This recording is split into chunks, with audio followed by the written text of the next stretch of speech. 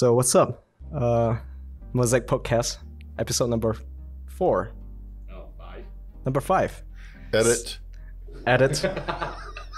So today we are joined by Bruce Bateman. Master Bateman, right? And, let me do a very long introduction of Bruce. So Bruce, you are the CEO at QO Plus, Yeah, it's a startup, brand right? new startup. And you are the Chief Technical Advisor at Lite-On Group. Yes. And you were the former Managing Director and current Technology Director at Mosaic Ventures, which is my company. Yes. And you are the CEO at Bateman Research. Yes, that's my research. And you are the Chief of Things at M2M2ME. Yeah. Even though I don't know what's that then. Machine to machine to me. How the robots will collect, our edge devices collect data, they send it to processing, and then they talk to me. So I do that. So that's all about my quantified self. It's about collecting data about me. So I collect data, but there's environmental data. So there's big data, there's little data. And that project is big data meets little data. Cool. And CTO at Ultra Analytical That's Group. a U.S. Oil and gas company doing pressure sensitive and drilling. So. And you were the former evangelist at Dell and the technical director of sales at Dell. So it was actually I was a technical director for networking and an evangelist for Dell in the networking world. So yeah.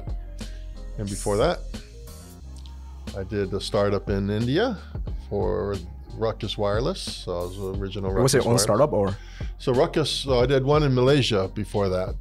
So before Dell, I was in Malaysia doing a startup. And before Malaysia, I was in India for a couple of years working for Ruckus Wireless, helping them, a company called Tacona Networks, build a very large Wi-Fi. And why I did that was I was at Ruckus, and I always felt, and I still feel, that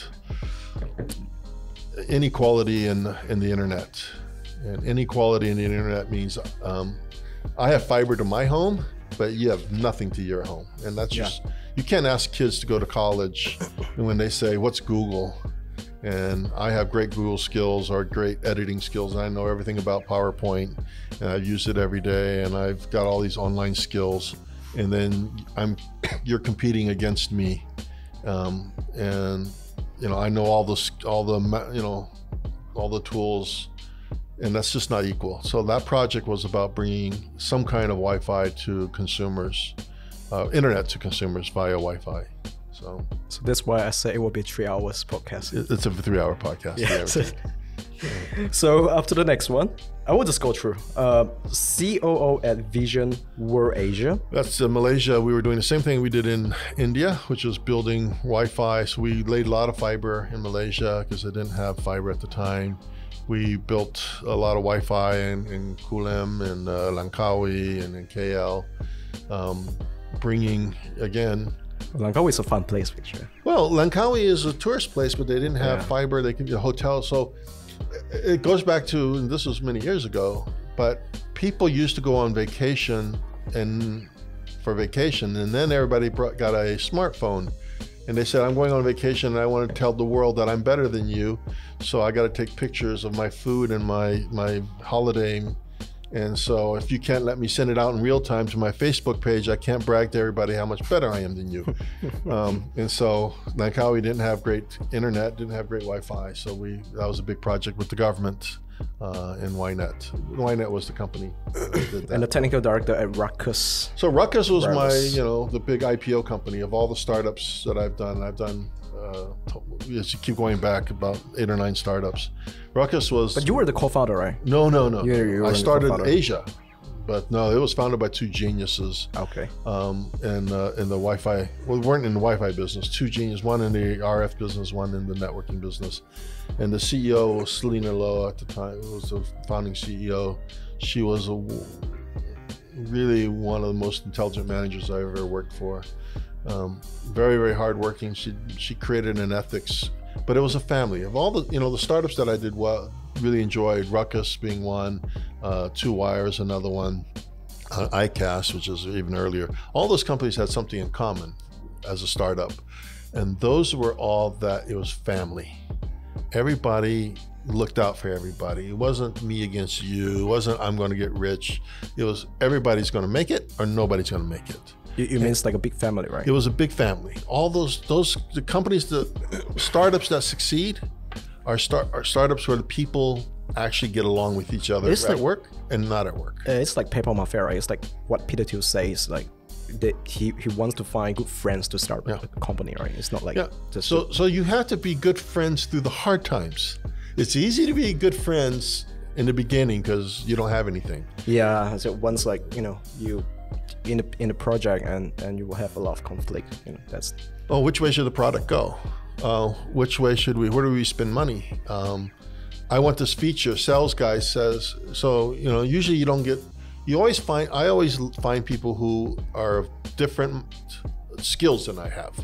So I'm a technical guy. I need a BD guy. I need a sales guy. I need a finance guy. I need a CEO, CO. I need all those other people. I know what I do. Yeah. So I need people around me.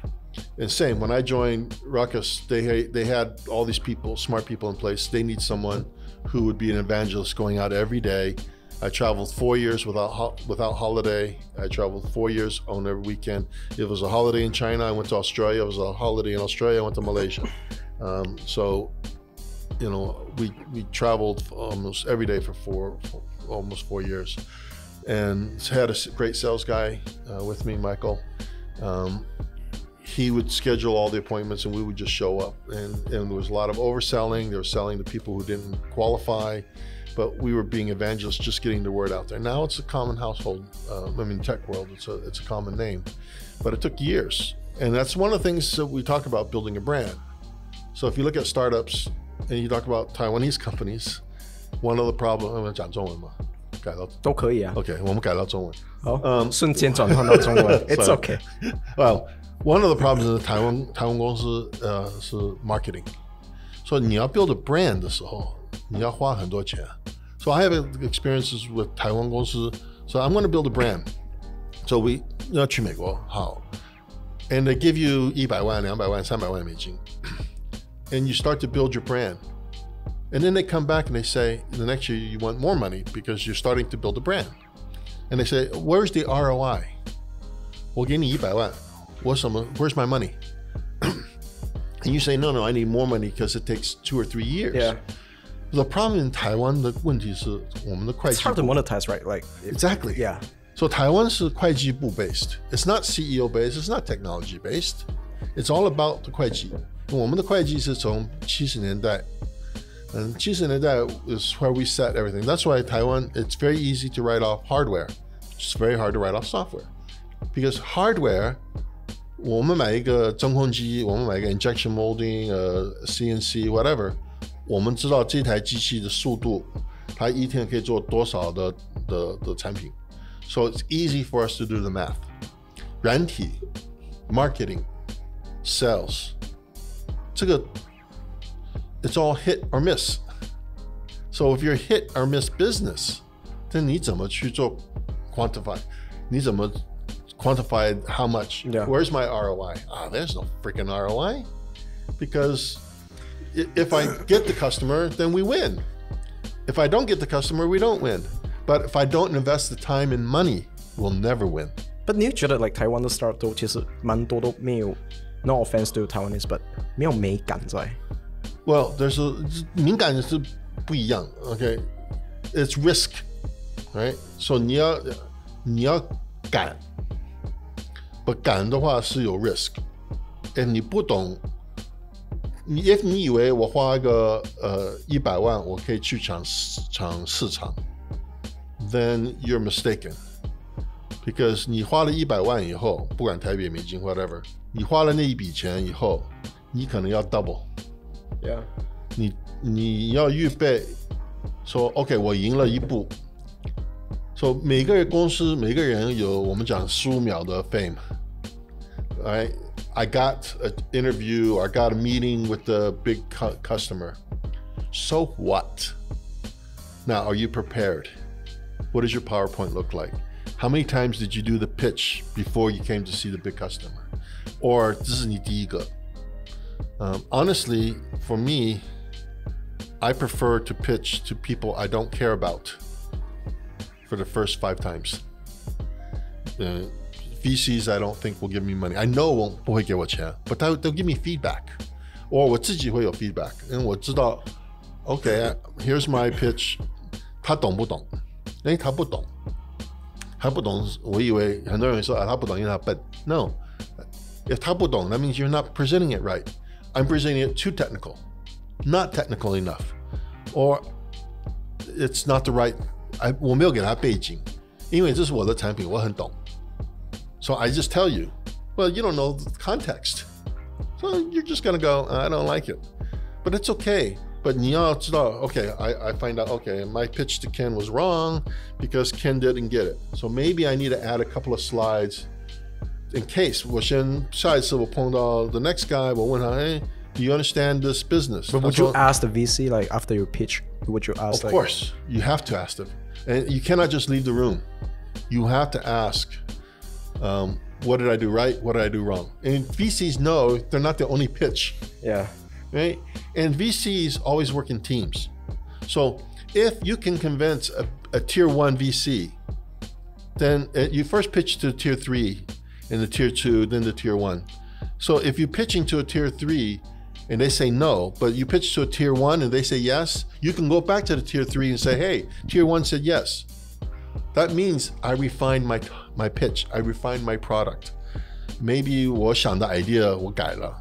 But as soon as they find out that a tier 1 is interested, they might want to come in as a small. Nobody does 100%. They always partner together. So always remember who you went to and what their reaction was. So a lot of people, 特别 also 你做 corporate pitching 的时候，特别台湾的 corporate, 他们不会当 lead. They won't, yeah. Right? So they're not going to take the lead. So, but you want to know their reaction. So 他们有兴趣 you know, and 在不是台湾亚太我们都是比较客气的right? So 你去看一个 VC 大企业的你做得很棒你做得很棒这很棒but they have no interest because they're being polite. And 我发现一个很大的问题是在台湾我遇到很多的 startups, right? 他们跟很多 corporates like Compel 光宝关系都很好 but 问题是他们有产品 and 你们有 factory 可以帮忙 commercialize 帮忙 mass produce but 光他们 corporate 没有 customer so 就 like 有一种僵滞的情况在 We're going to skip way ahead. All right, here's the problem. 第一台湾的大企业需要大订单 Yeah. 第一第二 80% 他们做的事是客人跟他们讲规格 So 规格 100% 是外面的你要做一个产品他会跟你讲 Only thing 我们当加工厂 is 我们可以介绍用什么 chips 我们知道怎么用 Qualcomm 哪一个 Qualcomm chip 哪一个 Bluetooth chip 什么 Alright 我们的 supply chain 是什么什么那客人可能要求说 I want this Qualcomm chip. Okay, 好 Then 我们要去 Qualcomm, we have to get the chip, we have the knowledge, how to lay it out, what's the thermal, what's the RF issues, all that. That's what we can do. But if 客人不规定不选择 chip, we will ask them, you want A or B? We will not say we have A and we're doing A. We will say we have experience with A, B, C, but it's up to the customer. And customer will tell us. We don't design, we don't invent, unless it's a really established product, 好几十年的 But 台湾的企业 are CMs. We're not OEMs, we're not ODMs. We're CMs. We take what you give us and we make it. Now we try to improve, help you with the thermal, we help you with RF, we help you with, you know, supply chain. But 都是 designed in Silicon Valley. Yeah. Made in Taiwan.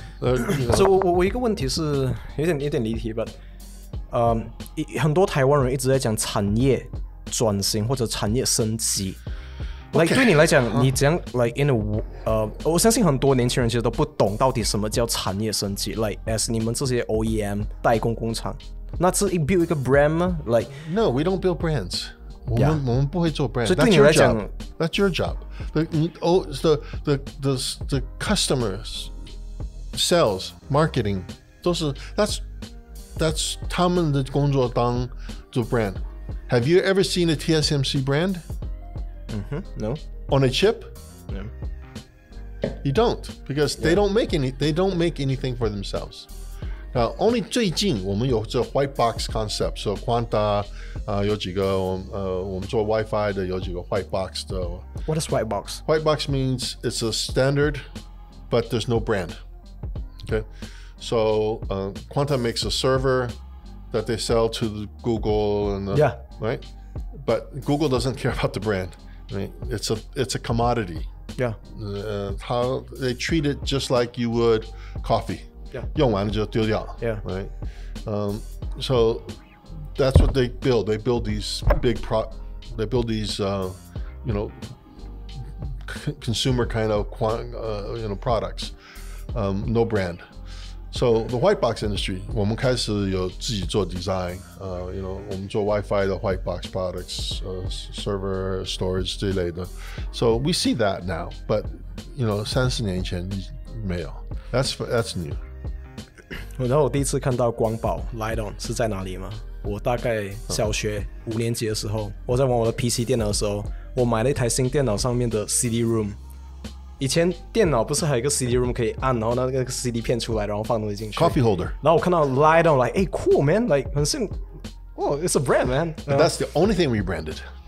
That's the only thing. Well, in the LED business, we branded a little bit, but no, that's the only. And then, honestly, why didn't we take that to keyboards and mice? 因为我们做 keyboard, we 做 mice. How come we didn't keep branding? Because it became very expensive. Right? Back to your point, right? Yeah, it became expensive to brand. So 我们已经 established 我们的 CD business. So 我们做 SSD 的时候we were doing some branding based on the CD business. But you didn't keep going because it's expensive. Marketing is expensive. You get into retail, 讲美国的 retail. I mean, the cost per shelf, cost per square inch. Do you get on the front of the shelf? Are you in the back of the shelf? Where are you? 这个都很贵。所以他们是怕 risk 还是其实他们有能力去放这一块吧？他们是 afraid of risk 跟不够的。不是 you cannot calculate it. 不是 risk. It's risk. It's a risk that 我给你钱去做 marketing, but you cannot get. If I 给你100万，你明天会还我吗？You can't. I can't say that. I cannot guarantee you that. But it's the same thing. 你要说我做 AI. Okay, AI will improve what? Okay, will it improve 10%? Will it be 我给你200万做 AI 的 project, 你会还我300万吗？Or I should just keep doing what I'm doing because I'm making money. 我花了200万做一个新的机器、新的卡车、新的这个、新的那个 I can make money back. I can improve my delivery time. I can improve. So, it quantified is the problem 在台湾。We can qualify. Everybody can qualify. So, 我们应该去做这个。But how do you quantify it? And the reason why is 我们的会计的系统是70年代的。Our tax laws 是70年代的。I mean, why is Taiwan the taxes so high? Why is Singapore and Hong Kong? Yeah. They're very low, and people go there. Companies go there because it's very easy. 你要这现在在香港有点不一样 but 香港、新加坡以前开公司15分钟，开银行15分钟 right? But that's all changed. And 为什么会有这样的情况出现呢？就是说 we're very conservative. 现在越来越多的台湾人蛮多其实都是从海外回来 right? 像从美国啊什么等等 like something is wrong there right? 就是我知道所谓的这种 Taiwanese mindset 是在上一个 generation but yeah, but 问题是我们的很多政府的 process 是从上一代 so you have a conflict here of 新的想法新的 idea with 旧的规格the laws 旧的 laws 旧的 process 旧的 procedure。I mean， 台湾的银行还是用本印章，还要印章。为什么日本已经取消印章了 ，right？ 为什么台湾的银行3点钟关门 ？Because 以前你要做 all the paperwork， 所以你要从3点到5点 do all the paperwork。It's all digital now. What kind of paperwork do you need? 为什么我们还是有 paperwork， 还是有盖章 when we're in a digital world, which tells me they're not willing to go all digital. They're scared to go100%的 digital. 你去美国的银行，我很难得进去真正的银行。Everything is online. 你有感觉是吧？When you actually go into only time I went， 我真的去美国银行的时候是Well, I wanted more than 几千块钱，我领了几万块的时候 because there's a lot of paperwork with that, a lot of questions. So, but if 我要领钱，我要 transfer money, everything, I do digitally. 在中国 I buy everything digitally, okay? But for some reason, in 台湾一部分的我们的生活，我们的悠游卡什么一通卡，我们的很多 APP 可以转钱， but I still have to go to the bank all the time.And the bank closes at 3 o'clock. Yeah, true. And the banks are not international. What I mean by international, 我的几个银行 I'm not going to name names. Their APP 就那几家了。那几家 You know who you are. The APPs are not multilingual. Even 美国的已经还有西班牙文 at least 有2-3个文 So they're doing it.我在以前we go way back to the beginning. 我在华旗银行 I helped develop the Citibank, right? Citibank. My project there was. What does MSI mean, by the way? Management Information Systems. Before that was the business. Okay. So you had CS and then business people. Business computing was MIS. It's MIS. Management Information Systems. So that we were the business side of Citibank's. So we did like mortgages and banking. But way back then, the ATM machines, I worked on one of the first ATM, touchscreen ATM machines. This was one of the first. Well, it was the first. Wow. Citibank did the first touchscreen ATM machine. But we were always, and this is in the early 80s. 你知道你讲到第一个是在19多少 80s, right? 我儿子你知道现在台湾有时候的 touchscreen 啊，你按下去你还要用那个手指头这样啪啪啪才会动， you know? 1990. Yeah. So. Okay. Yeah. 1990. No, before that. Sorry. 88, 89. Yeah. 89, 90. Yeah. We did the touchscreen. So we did the software. The hardware was done in LA. We are in Northern California. But 为什么台湾银行 So the 银行 is old system. Accounting is old. Tax laws are old. If we want to be innovative, we need to be innovative there. 我们要把so that 我们做开发公司 You look at the Western people coming here, people coming back. 你想冲回来的，他第一个问题是怎么开银行？我那一次我觉得从一个政府的角度去看，我那时候跟高虹安那个高委员聊过这件事情，就是说在国会议员里面其实有这些科技背景的人才太少，只有高虹安一个，还有那个 Jason 徐艺人 ，and 现在就加一个唐凤，就这三大。Because Jason's no longer. Yeah, and you know 他又现在没有在选，所以变成说，其实你在整个政府里面你没有看到一个。就是 Audrey's the only one left. Exactly. So. 问题是，政府看法是 ，if it's not broke， 没有坏，干嘛改？第二，你们是小开发公司，我们是这集做完会被骂的。I know, we can edit this. You'll be super busy, you know, like doing all your edit. Keep this, don't edit it. But 我觉得，因为台湾的开发公司。有好几个问题。第一个问题是，所以是开发公司 ，software company, like yeah, developer, right? Software, hardware. The number one problem is where are all the angels? Where is the money? 这是台湾第一个大问题。第二个问题是，a lot of government 的 the red tape. There's a problem. But the second real problem is, so first is where's the money? Where are the VCs? 台湾的大投资不敢投资 seed. They're not in the seed round business. Right? So whereas 在美国 we have Angel, we have Silicon Valley Angels. That was the original. How's the return for like a Silicon Angels fund? Usually? 1 to 30. For every 30 you invest in, you might get 1 back. Okay, so it's a number. How about like ROI? Yeah, ROI is 1. It's 1 in 30. 1 to 30, you're good. Now, but that's not the question. The question is, 你怎么选的? Do you know what you're choosing? Yeah. Right. I don't know, very much about the pet industry. I don't care. But if you want me to invest in a pet app, 我不懂. So why would I, if I see somebody with the greatest idea, it doesn't matter, 因为我不懂这个行业. So 可是朋友叫我去投资 and I 投资, then you're at risk. But for me, 我不懂我就不投. That's a problem. 因为很多有钱的，很多第一代的，很多第二代的，富二代的，不懂这个行业，所以他不敢投。And because in the end, they still need family approval, So if the family 不懂，你说我有几个朋友在台湾做国际的 art.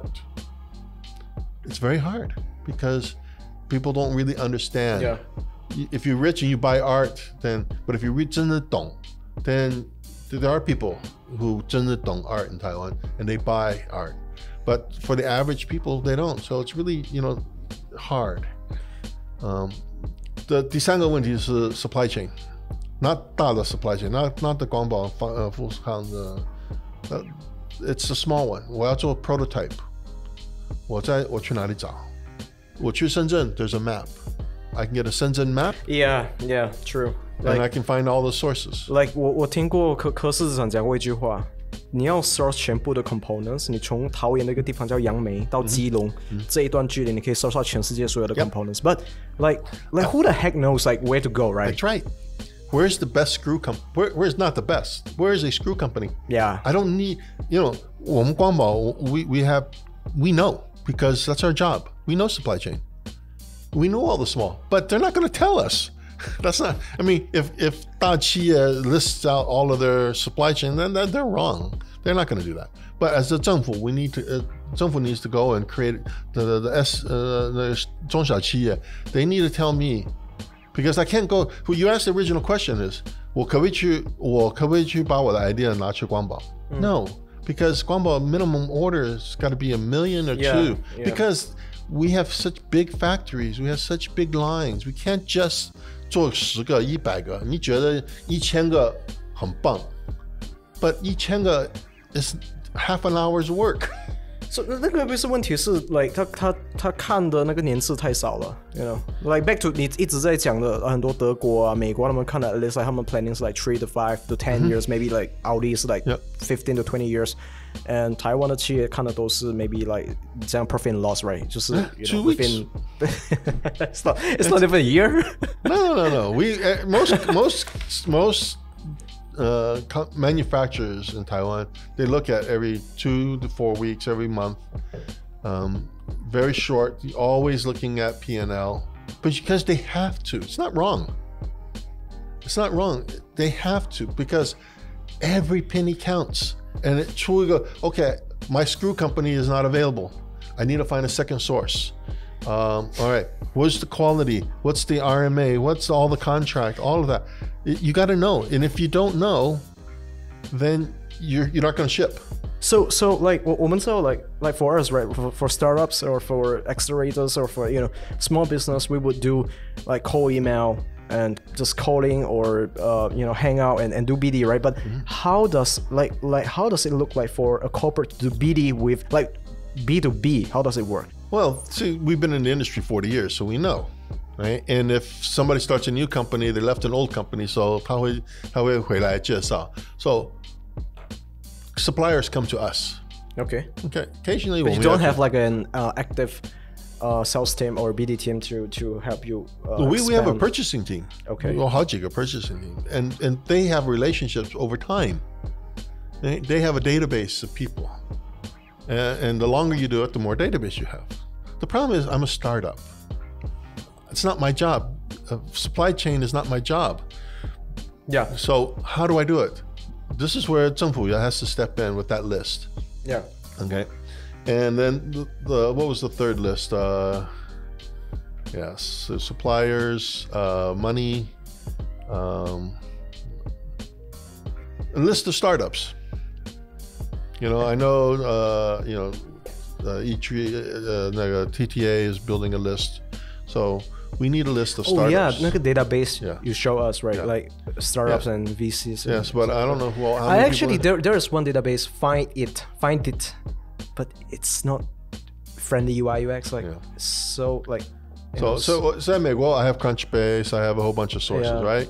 So 在台湾我们比较少 actually 没有。If there is, here's another problem, by the way.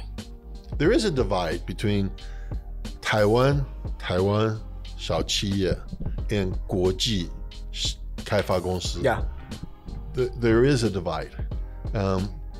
And this is where 中小企业 has to step in because 台湾的小公司他们可能 supply chain 有那种不懂 marketing 他不懂怎么开出去so there needs to be a balance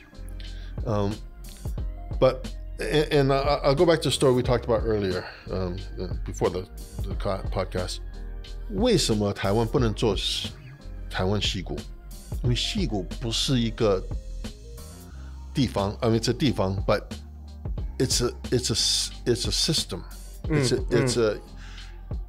It's not just because 有 VC 矽谷我在矽谷有7-8个公司在那边开的 somewhere on the list and some like but all the successful ones 最起码有7-8个人 the people in the company 2-3种印度的中文的广东话俄罗斯俄文法文德文 so it's a variety第二他们从什么大学 I don't care I need results 我们在台湾你是我的长辈我不能跟你聊我不能 produce 我不能 challenge you 我是台大你是台大你是学长 okay that means you're supposed to know more than me that doesn't mean that's not true 在台湾我们不敢跟老板聊 This is the 台湾的 and 我看到一个问题是 like 台湾的 startup like Silicon Valley 它有一种精神在 我没有 been to Silicon Valley but 它是一种 spirit 在创业这块 but like 台湾 like 我发现很多 startup 它不敢think big right like 它很多 solution 都是 well thinking big is so 矽谷的跟以色列跟台湾3个差别矽谷我们develop a product that can be big and we 大部分都要 grow 我们的公司 if we don't succeed 我们把公司卖掉 yeah 以色列开公司以前开公司的时候他已经想到要卖给谁他知道那家是用 C++ 还是 Java 还是用 OK 我想知道台湾的 then 台湾我们想得很小 and then maybe 我们想去中国 but 你要知道你去中国你的 competitor 多少 It's fucking competitive right 已经这样 competitive market 你还要进去 even if you have a new idea there's no reason 别人不能2分钟以后 copy you and then 他们是 local so they just get on Weibo and just say something about you on WeChat and you're done right so going to China is not easy so you have to think well maybe 东南亚日本韩国美国 but then you have to know the market that means 你要去看你要知道你的产品到底可不可以卖 you cannot do that sitting here that means you cannot do that in one day trip 你要说我要把我的产品卖给日本但你要知道先做日本的调查但你要去日本你要去参加你要去看 You have to spend the BD time. 你不能就说我的产品 will work in Japan. That's not true. 我觉得 like 你还是有 certain 的 technology 的一个门槛在 right? I mean 很多的 business model 在东南亚他们自己已经有自己的 platform 自己的 technology right? So it has to be something that 那边也没有真正看到 traditions 每一个国家的做法的台湾的 UI guarantee does not work in Southeast Asia. Yeah. 台湾有他们特别的 UI. 台湾的 PowerPoint is special. Okay? 台湾的 PowerPoint 你不能拿到西国，他会不懂。因为台湾 the way we do it, if you look at it just off the shelf PowerPoint, you put in all your certificates. 我见了哪个政府的人，哪个政府什么，然后我赢了什么奖，我跟什么博士在做事。Yeah. Who gives a crap? Right? I'm looking at you and I'm looking at your product. Right? I need to know your story. I need to know 你的故事是什么。Yeah. 你不能讲，你15秒没办法讲你的故事。If 你30秒没办法讲你的故事 I don't that's all the attention span I have. Remember one thing, VCs only have 15 seconds. Yeah, 我之前在你的那个你的 panel 上面有听过你讲这句话 you know VC only has 50 seconds. But sometimes human only has 15 seconds. When you saw that cute girl, you looked at her for 15 seconds and you decided, hey, I'd like to meet her. I don't want to meet her. So what's the punchline? The punchline is you be prepared. Know your 15-second speech. Know your 30-second. And every word counts. 你不能说you know. 你浪费他的时间。你要先试每一句话。Extra words, extra story. The other day I heard a pitch. The guy started out with 我从这个行业来的，我做了15年。When my last company, somebody robbed me, they didn't pay me. Yeah. And now my new company has a new idea and a better idea. Well, I focused on he got screwed before. I focused on 他被骗过. I didn't listen to it. I already lost my interest. Why did he tell me that story? It was useless. He doesn't need to tell me that history. He needs to tell me I got the newest, best product. And why? And what does the market say about my product? Not 我说的。你讲了很多 excessive stuff. And you know 我是什么大学毕业的? Well, you know, that's important if that's your role. And that's what you're doing. 我有看到一个问题是 like 在 Silicon Valley, right? 其实它没有太多，我 correct me if I'm wrong. 它没有太多政府的势力介入在这个 no, we don't. No. Exactly right. Okay. So East Coast they do. In Boston. Yeah, I know. Yeah. In the East It's Coast, different, right? But 在整个 Asia, right? Yeah. 他们所谓 like you know I want to build like the Silicon Valley of Asia 或者是 the Eight, yeah.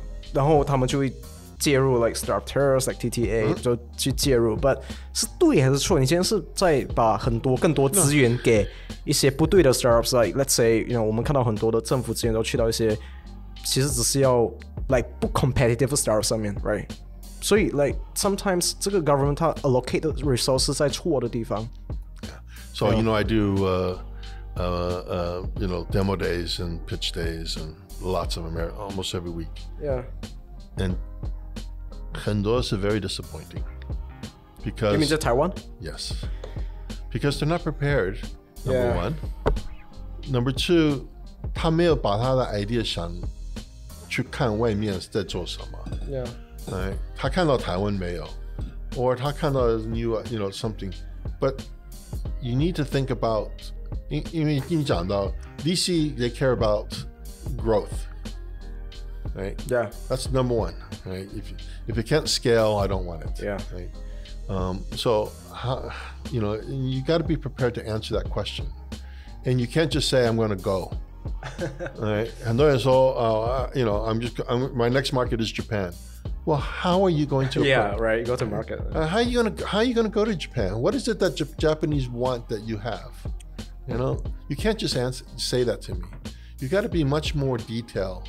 And also, you know, 我最讨厌现在 I'm going to talk. 我最讨厌是很多人 pitch idea 说我有 AI. What the heck does that mean?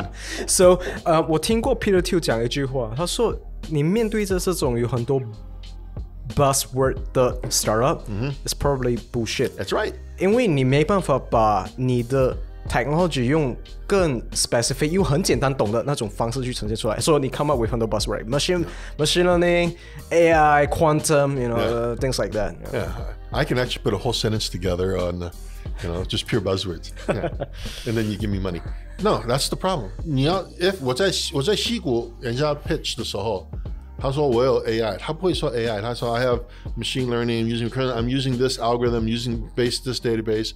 Oh, what I'm doing is similar to BERT, but it's a modification. I'm using BERT, and then I'm taking BERT's data, and I'm doing this with it.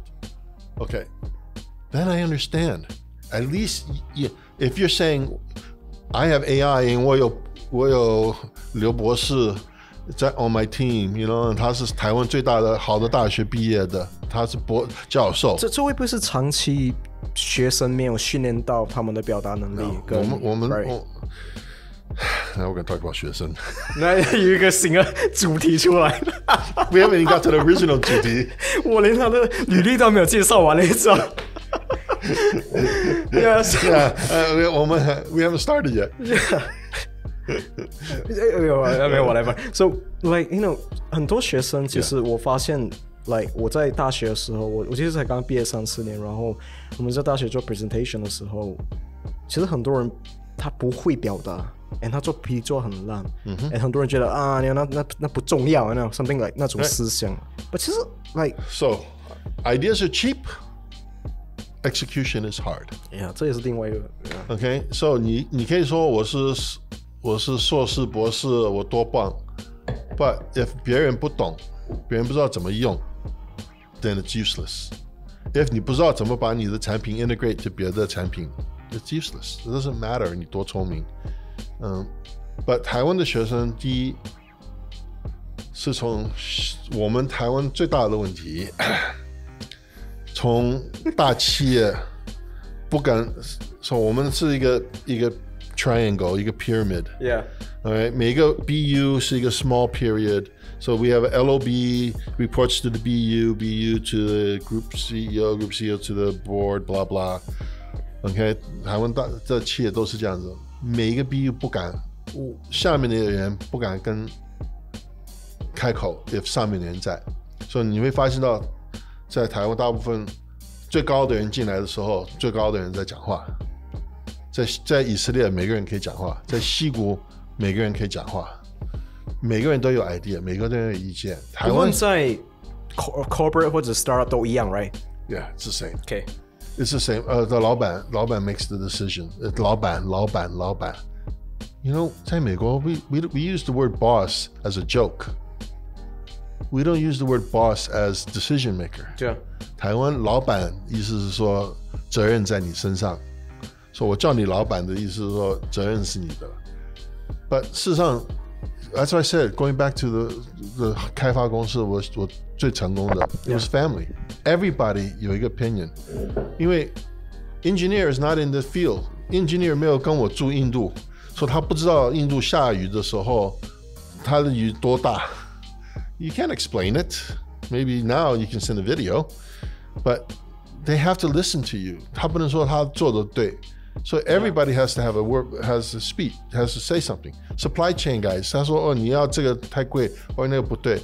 But if they don't speak up, it doesn't work. Yeah, but 你看在 Korea, 在 Japan 还有在台湾的这尤其like especially 这3个地方，它的文化就是同样的，教育出来就是你一定要尊重长辈。你不能够。There's no problem. But it's 从小学 solve, man. No, 对，因为从小学。从小学你听老师的，老师最大。你不能 challenge 你的老师，你老师教的方式你不懂，你不能说老师你讲的我不懂。Well, that's gonna happen to you. 你不能跟他说老师你不对，老师你写了错。Oh my goodness! If 老师说1+1是3 and you go up there and say 对不起老师 ，No, it's not. You're gonna get yelled at. Right? I mean, it's disrespectful. You got to hopefully 老师看到他错了 and fix it. So that's a culture problem. It goes back thousands of years. But 还有另外一个问题是，因为我一个朋友在 Malaysia，我的 hometown 古晋是做训导主任，然後再教英文課。他很常 invite 一些like 業界人士去 present， 然後去 share 一些 ideas。And 他 invite 過我好幾次 ，but you know，I didn't have a chance to go back。然後 but 那些學生聽到的時候就 like，oh wow，and next minute 他就忘記了。你懂那種感覺 like 高中生他聽到 like oh wow Silicon Valley，but next minute like 他沒有一個很長遠的 motivation 在 push 他在走 ，right？ There are some. So for every 1,000 kids an astronaut talks to, maybe one will say, I want to be in science. It's the number game. So 我们要去学校去演讲，我们要去大学上演讲，我们要去企业去演讲 because one somebody will say, okay, I'm going to make a difference. 每一个不能，我们影响出那一个人 ，right？ 对。I cannot 影响整个学校 because 的学校有一个系统，这个系统是50年的系统。Okay, so 我们的学校是20、30、40年、50年的，不看在哪个学校的系统。Okay, we cannot change it. Well, we need to change it. And when we get later on talk about education, we need to change it. But 我们的问题是从小到大，我们有几个好处，一个 high respect for 长辈。Okay.In the society, this is very important. Yeah. 在公司 it's a very weak thing. So 从我在矽谷，I've been consulting at Intel, 几个大企业 always the management says my door is open. 我在台湾还没看过这一句话。So if 一个年輕人 like 你看到台灣年輕人，你想要他跟你聊天的方式是怎麼樣 ？Like 你覺得他做哪一些東西對你是沒有禮貌，哪一些是有禮貌？ Like 你會 care 這些東西嗎？文化上 I care 文化 I don't care. I want people to challenge me. Okay. 第一 if 我全部都懂的話 if Bruce really knows everything, which is the new YouTube channel we're gonna have. Bruce knows everything. It's a new chapter. Yeah. If Bruce really knows everything, then Bruce will be richer than Bill Gates. Okay? But everybody, you need help. You need advice. So 真的要聽 and when people come to me and 老師 you know, I get 技術總監It just irritates me. Right? You call me by my name. And like 長官長官早董事好 Yeah. Okay, that's respectful. They like it, man. I mean, 那些長官 likes it. Yeah, but you know, especially in a startup or you know, if you're trying to make innovation, when you have that 这種 structure, you have so much I want to say respect because it's not. You're just saying it so you don't get killed. You don't get in trouble. So you know, yeah, we need to have respect, but we need to respect my brain, not my title. You need to respect my experience, not my title. Because you ask 一个台大博士60岁 how to use an iPad. He may not know how. 你那个5岁的小孩子 how to use an iPad, they know how. So everybody has their expertise. Everybody has their comfort. So 每个人不一样. So you can ask me questions like we do here, any question, but and I will answer any question if I know. But you really do need to 你要敢問。我最討厭其實我也 hang on, this is my most 討厭 I gotta tell you this one. 我去大學演講的時候 at the end I ask any questions, or in the middle I said 你隨時可以 interrupt me. Of the 50 hours a year that I do this, probably only 3 times and only 3 questions. And this is irritating. When I do the same thing 在美國 I get lots of questions. And a lot of people challenged my slides, said 这个不对那个不对. And I said, great, thank you very much. Now I can improve. 你知道这个 system 已经可怜到有很多教授要说你問一題我就加你1分。Yeah. You know, 去逼學生問問題 like what the hell, man? I have done it before. I did. 我有一次說沒有人問題我們不能下課。所以最后一个人问你还是？后来2个人问，我说1个不够。All right, so you want to start from the beginning? Okay, that's the introduction. That's a super long introduction, which took I think an hour. All right, Bruce. 你有刚刚我们讲到你这样多的职位， Yeah. 你不觉得很累吗 ？Like, I mean, 你现在我刚刚讲到你那些职位 ，right？ 然后你又是 committees at TTA， 然后你又是 like 教授在你是讲师在清华大学， like 你这样 manage 你这样多东西， 包括我们玉山 Venture Lab。Yeah， 我玉山在帮，我在 Marx is also a mentor， 我在。你已经 beyond Elon Musk 这样子啊？No, Elon, yes， 我们2个有几个共同之处，共同的想法 is 2个。第一 ，we want to change the world. But you cannot just say, I want to change the world. Yeah. You have to participate. You cannot say, I want to clean up the beach from my house in Yangmingshan. So I want to clean the beach. You have to go to the beach and you have to get your hands dirty. So I like to get my hands dirty. And I like to 一直看. So 我见到聪明的人 So 我知道我笨。什么叫聪明？他是 domain expert. Okay. I'm a generalist. I learn about 20-30个技术 and I try to learn very detailed. But in the end, I'm still not, I'm still not the AI guy who invented AI.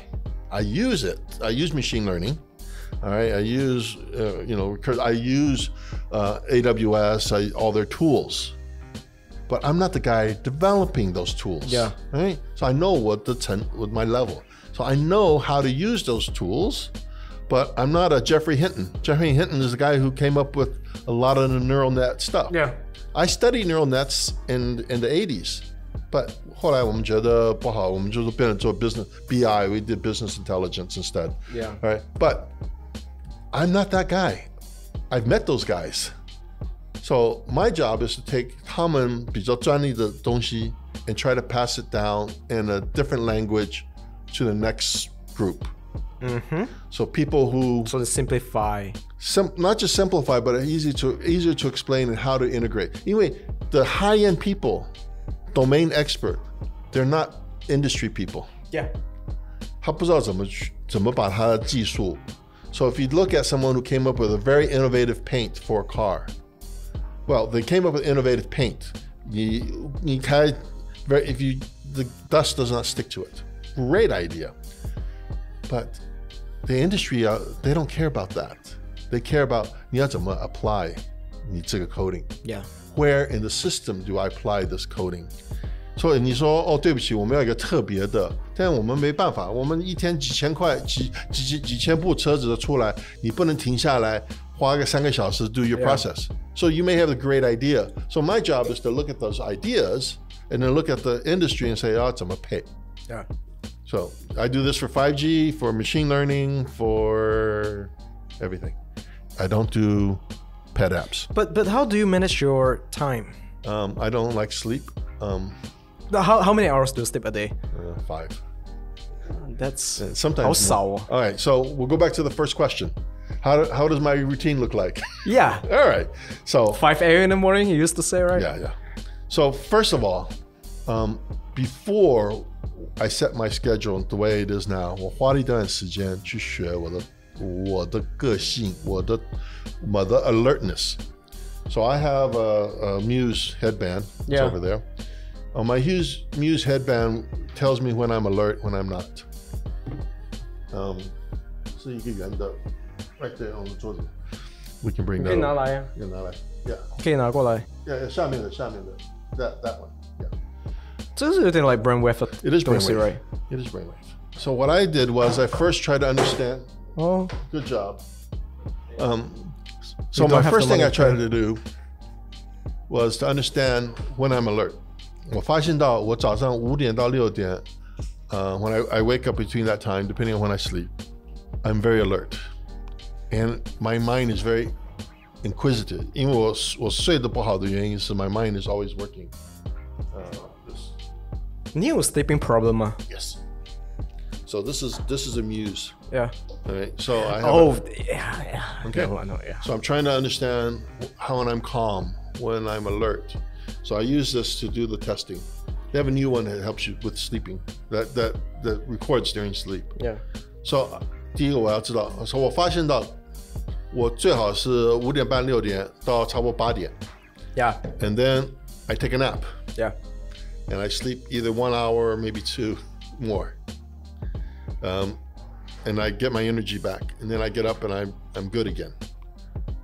But if 我早上起来我早上有事 then I have to continue on. And then I find out about if 我吃东西的话 especially carbs, then I'll get very tired. So if I eat carbs, I'll end up taking, my productivity is very bad from 1 to 2 right now. That's why I didn't take carbs today. That's good. Yeah. But if 我要演讲的时候，我知道我一定要3个小时以前起来 for my brain to be 100% functioning, because I need 1 hour to look this beautiful. Okay? And after I get my beauty and all that stuff, and sang个厕所洗个脸洗个澡 get my hair and makeup on, choose my clothes, then I'm ready to go. I don't want to rush. So if 我要做什么 I usually pack the night before. Like flying, I try to pack before, so I'm not rushing, I'm not making a mistake, I didn't forget something. So I study myself. 我知道我哪里不好，我哪里I'm good at.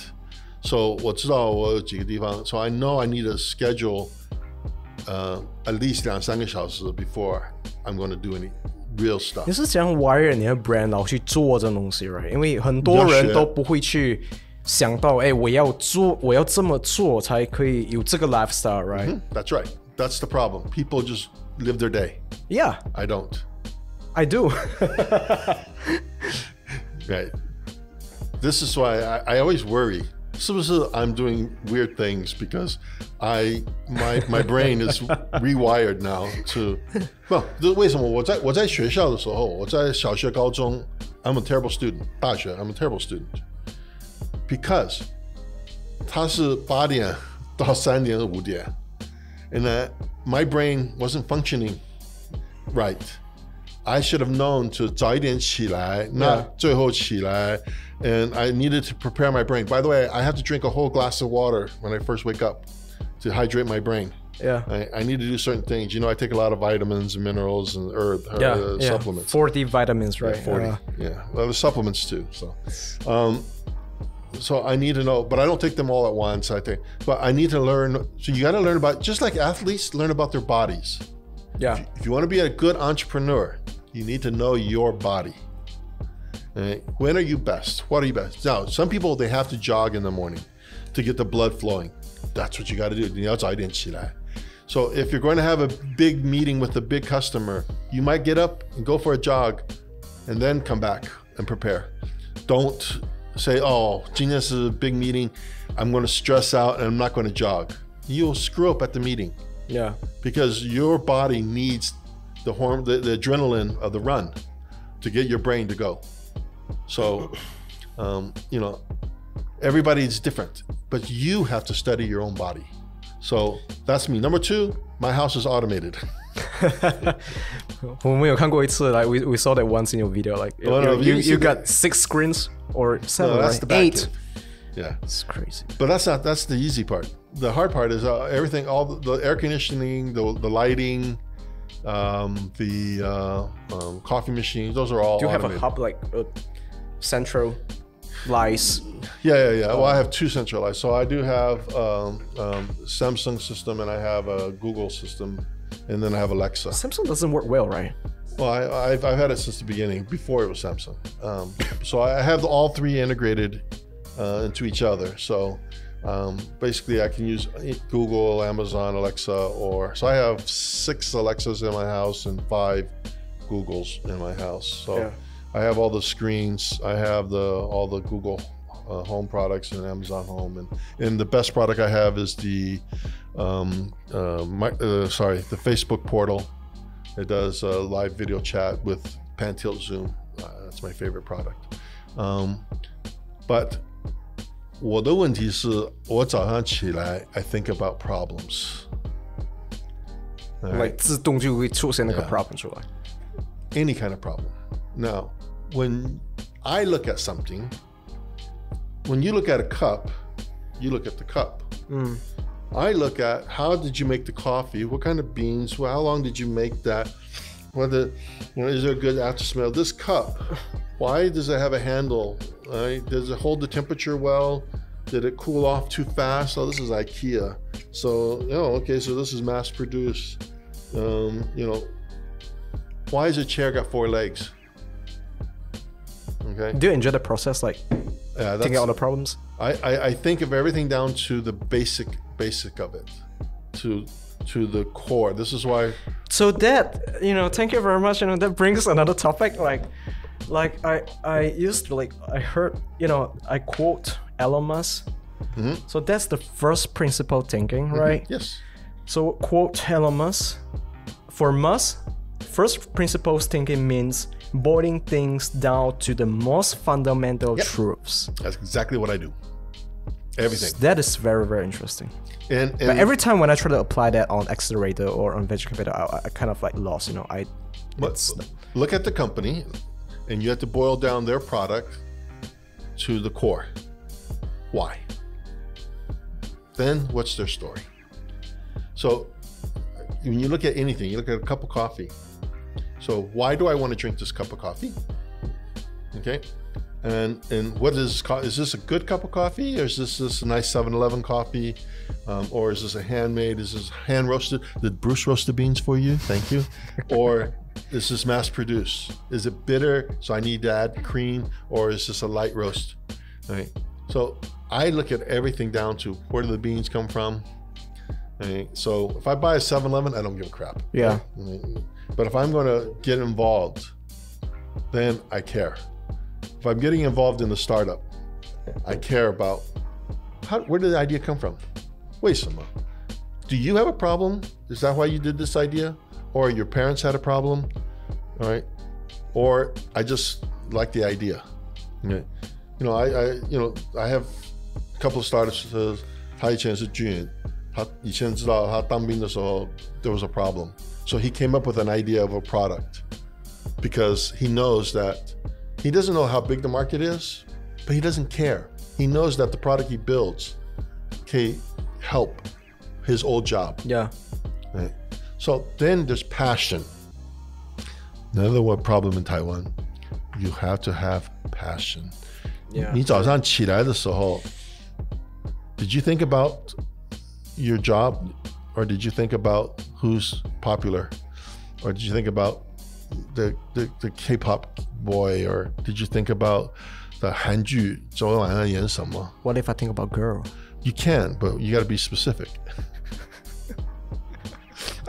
Who and how to? What's your goal? And how, where, and when? Exactly. You got to boil it down to the basics. To the fundamental truths. Fundamental right? truth. Right. This girl likes me because she doesn't like me. She doesn't know me, and I need a plan and action. Don't be negative, right? Never be negative in anything. If you'll notice, you've been around me for a few years. I'm very rarely negative. All right. Now, am I a negative person? Not in my personality. 我妈妈教我这个. Why? Because I found that negative creates negative. Positive creates positive. When you're around negative people with negative thoughts, so if somebody says to me, you're doing it wrong, I don't go, oh, I'm negative, I'm getting out. I say, well, why am I wrong? Okay? Yeah. Now I have an ego, so 我觉得我的想法是对. Okay? But now I listen to them, they say, oh, you're wrong because. Then I had to, even though they may not be smarter than me, they may not be, I have to still listen. And if your ego gets in the way, if you are defending yourself, so this happens in pitches all the time. VC says, you say, this is my idea, and the VC says, Instead of defending yourself, you need to listen to what they're saying and then come up with a response, not a defense. Everybody gets very defensive. And then, instead, or 我不知道. you got to stop and say, okay, I don't have an answer for your question. Can I come back next week? Or can I email you the answer? Right? Don't defend yourself. It makes you look weak. Right? Be very honest. Be very honest. Yeah, that's true. So if you say, I'm going to break into the Japanese market, and that's how big is the Japanese market? You can guess, you can lie, you can say, I don't know, or you can say 3 million. And the VC says, 3 million is not a big enough market. You cannot come back and justify. You have to say, why is 3 million okay? You don't defend. You need to answer the question, not defend the question. Yeah, that happens a lot. So back to your passion, right? Like since when you start to get into the IT world and you got that passion in innovation world. I think innovations. I mean, when it comes to technology and innovation, there are two different things, right? So how did you go into that? I always have been an inventor. Since I was a little kid, I always look at things like what? First principles. I always break things down. So you never learn about first principle. You learn it by nature. Only by nature. Only by. I only look at things 从小。我以前踢足球的时候，我还踢过职业足球，几个月，不够哈。我看过你的 Facebook 啊，那时候很年轻，很年轻，很瘦。我以前踢足球。I much better be a 教练 than a player because I studied the game. So 踢足球有两个。It's about strategy, right? Yeah. So 我以前在学校数学的时候，我也是守门员。I would take the graph paper and I would画一个 goal， 一个门，and then 我会画 the angles。And then I would put myself how wide I am in my score, and then 我可以跳多远 and then I would try to see 我是不是要出来一点 or come back and study the angles. So before we go deep into that, right? 每一件事情背后都有一个原因才会影响到今天的你，或者是你那时候小的时候，你是因为你的 parents 有这样的。My grandfather, but I wasn't around him much, but it's inherited. But no, 我家里的人 only 我是这样子的。我是5个孩子，我是老五 ，but I've always been inquisitive, always asking why. That's why 我不是好学生。I always want to. I don't care. 所以你成绩应该是 not very okay, 还是 ？No, I was a terrible student because everybody taught me that first of all, the hours were wrong. Secondly, I have to memorize stuff. I'm a hands guy, hands on. And 为什么我转到电脑？So 我在大学，我去大学的时候，我是我大学的第二。在台湾吗？那时候是在美国。OK。我在美国大学的时候，我是第二班的电脑部门。OK。So 第二班是 like 比较 second grade 这样子。No. I was the second. It was the second year. No, the second year they offered. Oh, okay. 那时候没有什么电脑的。That's why it's MIS. It was business related. And 我刚开始的时候 I was sorry 才刚开始so 刚开始的时候 I was more interested. I was an economics major originally. Yeah. I love economics. But 后来我上电脑课的时候，后来有一天I finally understood 老师就讲 it's a 0 or a 1. Yeah. And then once I understood it 不复杂。It's a 0 or a 1. Yeah. It cannot be anything else until we have quantum computing. And I hate quantum computing. 有4个 right? Yeah. 不是2个，4个。Yeah. Why I hate quantum? Look, it's because I can understand binary. It's very simple. And then 从那以后我就知道不难。And then the glass was broken. And then the ice melted. And I was okay after that. Now, 很多人去在学校的时候 I decided I wanted to write code. I didn't want to learn code. So 我就从大学的时候 I just kept writing code and learning. I'm a hands-on guy. I'm not a theoretical. I cannot be a theoretical physicist because it's all theory. It's very little practical. Yeah. All right. I could be a practical physicist, or whatever that means. But I like to touch. Some people 我给你一本书，教你怎么修一部车，你可以去学。I don't care. I want to touch it, make mistakes. So yes, I make mistakes. I get it wrong. I have to spend a lot more hours. You know, 我刚去西谷的时候，我去西谷的原因是华旗银行，他问 Do you know what a PC is? 我刚好我爸给我一个 PC, so I had a PC. But I got the job because I was a mainframe programmer. But they said 我到的时候 they said 因为我们是 IT 部门 so 谁懂 PC? Well, I did. So I got the job. I was the right person at the right place at the right time. I was lucky. And then nobody had any experience. Nobody knew how to do Novell or any of that. So we just did it. So I'm always, so like when big data came, I created my own servers at home. I did 我做台湾的地震的 analysis. All right, when AI came, I took the 地震 analysis from big data and I added my own machine learning. Did I do it right? No. Did I create anything? It's all, you know. But 那时候你应该 like 你的这个 lifetime 你有很多一个 purple job, right? 你怎样有多余的时间去投入 like 那额外的 invention this is one of the reasons why I'm not married anymore. Yeah, so the downside is that I'm always scared. 做这个行业 if 你觉得你懂 then you're done. If 你知道你不懂你还有机会 And that's my problem. We feel you.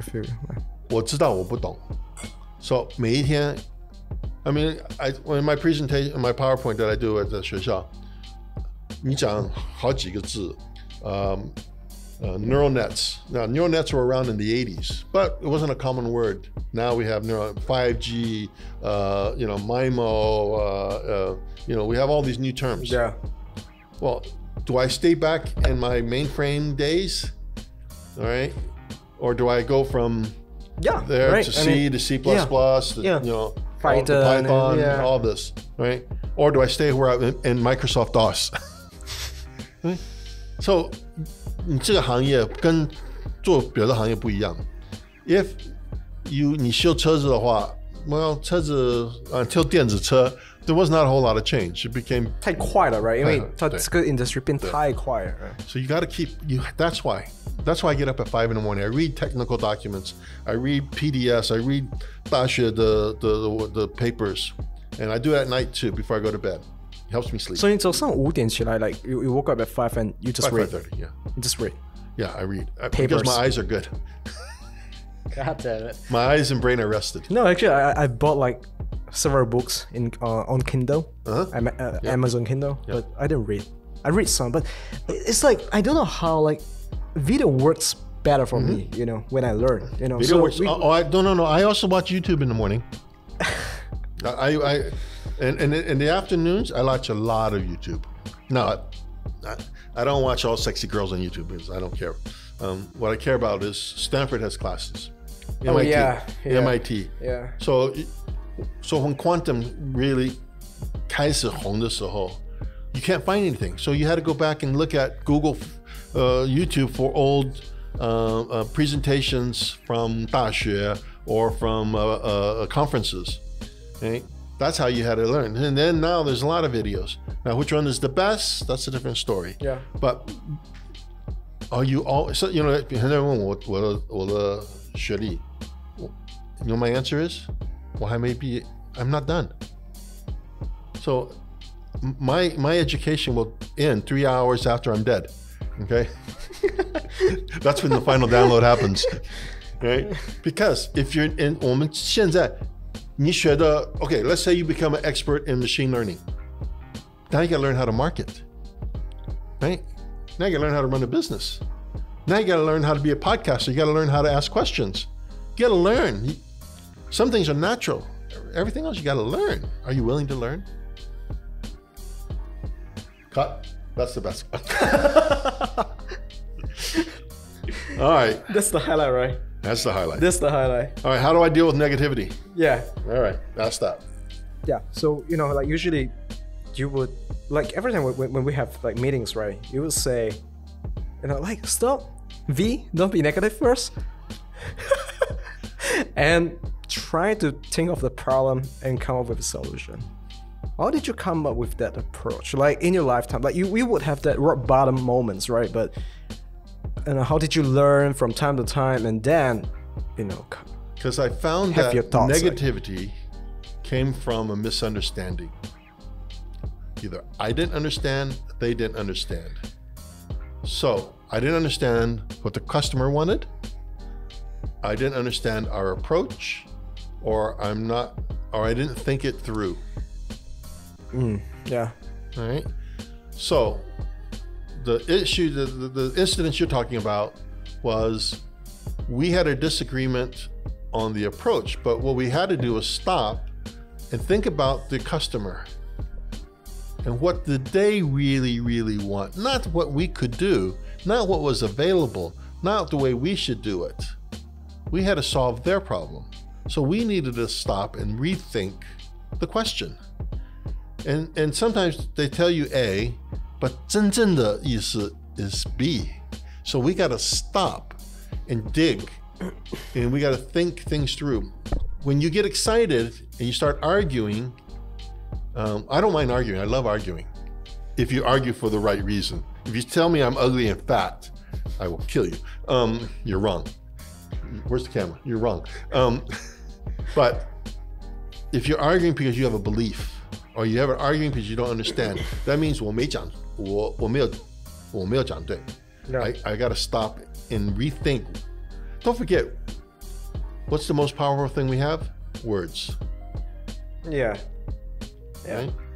We say words correctly, we say words incorrectly. We say words that offend, we say words that compliment. Right? How we say things. So negativity to me means I have two approaches. First, I have to listen to what they're really saying. So if it's someone I respect, above me or below me, same peer, I don't care. I need to listen because either 我讲的不对 or 他不懂. All right. So I don't want to hear how they say it. Yeah. I want to hear what they're really saying. Now, if it's somebody I don't respect and don't care about, and I don't listen. But, I mean, this is the problem with, with social media. You get one really good answer and a whole bunch of people saying stupid things. Right? I listen to try to find the one real answer. Elon Musk says something and you get a bunch of stupid answers, stupid responses, but there's somebody who's going to say something good in there, and you got to filter all that crap out to that. But just because someone who just joined the company says something, and 很多人 I tell you another big problem. 很多人讲的 I have an idea. Then the 老板经理说 我们试过. So it doesn't work. Now, 你是什么时候试过? Things changed. Technology changes. Something you tried 2 years ago doesn't mean it will fail today, especially after all the world changes, right? So maybe 以前的 approach failed, but you can try it again. Number two, if I take the same idea but a different approach, maybe it will work. So I used to be, when I was younger, people would, and managing, people was, 新来的, they said, you should do it this way. And I said, well, we tried that before. So I've been through that myself, where I would tell people, 我们做过, get out of my face. Okay. Then I finally learned that, okay, if they still see that, that means there's still an opportunity, and they see that. I don't see it anymore because I'm so deep. Don't forget, the more I love my product, the less I'm listening. Okay? I love my product. Remember, always love your product. Be in love with your product, but don't love your product. Okay? Yeah. Because if you get too close, then 你听不了别人. That's a big problem. So 你会害怕死亡吗? No. One of my religious upbringing, 我父母的，我爸爸是牧师。Oh, yes. I didn't know. Yeah. Okay. Yeah, 我妈妈也是教会的，所以我在台湾，我爸爸是教会的。So my upbringing, I'm not scared. What I think about is not dying. I think about. Do you want to be remembered? Yes and no. but let's go to the first question first. Yeah. My fear is not of dying. My fear is having a bad quality of life. Okay.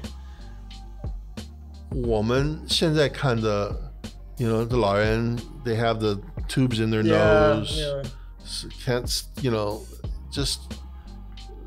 just almost in a coma, Alzheimer's, dementia, 既往症, all of these. I don't want to live like that. This is why Bateman research is focused on 老人的技术. All right. But I'm not worried. If I get hit by, I've almost died 3 times. If I get hit by a car tomorrow and I die, my funeral's already planned. All right. It's already, what I'm wearing, everything's already planned. My children know. Real? Like, yes. Yeah, I have everything planned. If you want to hear, I will tell you offline. I'm not worried. And do I want to be remembered? I want to be remembered as a nice party. I'm not a sad. When I die, I don't want anybody to be sad. I did what I did. I've enjoyed. I've reached an age from now on that, what I want to be remembered by. The only thing I care about is that someone says, "Oh, he helped me out. He taught me something." That's all. Oh man. That's all I care about. I'm gonna cry. Yeah. Don't cry. Oh shit. Because I mean, did I invent stuff? I made a few products, but products come, products go. I was first in doing telemedicine, video conferencing. I wasn't first. I joined video conferencing. We did the first IP multicast streaming. So all the streaming stuff you guys are doing, I started doing that in 97. No, 87. 97. Yeah, 97. Yeah, demo 98. Yeah, so 97, we started doing streaming media. All right. I did biometrics, face recognition, A4 vision, face recognition, security, government security. So I've been very blessed in this business. Every time there's a new trend, I jump at it, except trends that I see that are fake, like the .com era. All right. I did not jump on that. I did not do any .com companies. And I'm more of a hardware guy. So biometrics, video conferencing, did some of the early home, bringing internet to the home. That's 2-wire. Bringing internet, Wi-Fi to the world. That's Ruckus, and then Wi-Fi 2-wire before that. Being part of the original. Being around when the Wi-Fi standard was decided, then so I went from networking, PC networking, to biometrics, to Wi-Fi, to machine learning, and then I've done some stuff in robotics and stuff. But I just keep wanting to jump around because I have to keep learning. Because when I'm laying down in that, with my arms folded, I want to be able to say, "Hey, man, I enjoyed it." If you don't enjoy what you're doing, if you 每天早上起来说哦妈 But what if like 你刚刚讲的都是一些例子是 like either 你死掉或者没有死掉 right? But if like 你突然间 got struck 或者你 got Alzheimer, then I'll be, if I get a stroke, I will be pissed. All right. That to me, I am not worried about dying. I'm worried about quality of getting a stroke. My biggest fear in life is a stroke. Okay. My biggest fear is losing one. 所以安乐死是你其中一个你想到的东西吗？ Yeah. Well, no. I have a friend who did that last year. It hurts very much. But no. I'm not saying 100% no. There are other ways of doing it. But yeah, I don't want to have bad. I don't. 因为每一代一代。我们这一代，我这一代看我们老人，我们觉得 let them live forever. Yeah. Quality of life is not important. As long as they're alive. 我觉得 this is terrible. Yeah. So 下一代看到我做的事，他们说我看到的时候说 I don't want that kind of life. Now the next question is, so quality of life is one, but the question that I am asking right now. In the paper I'm writing right now is called 你老的时候谁照顾你? Yeah. Okay. So that quality of life might have to come from a robot, might have to come from some machine learning AI kind of stuff. because 现在我们是用外劳从印尼、从菲律宾，过个5年，他们的 GDP 高，他干嘛过来？你请不起他 ，right？ 你请不起。So if 我请不起 ，what am I going to do？ 是政府要照顾我吗？或我要照顾我自己 ？or so 这是台湾的问题，这是日本的问题，这是中国的问题。中国有 one child policy， 这是他们的问题。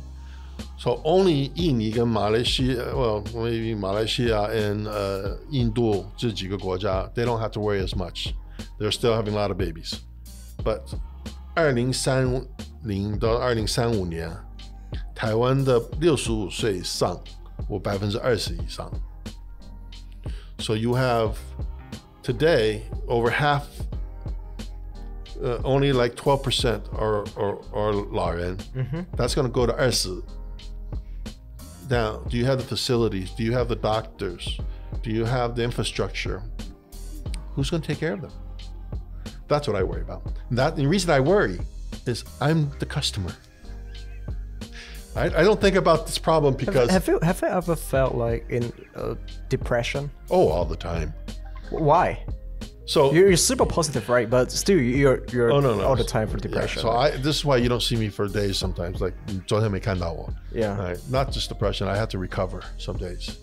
Now the problem is... No, so you're saying...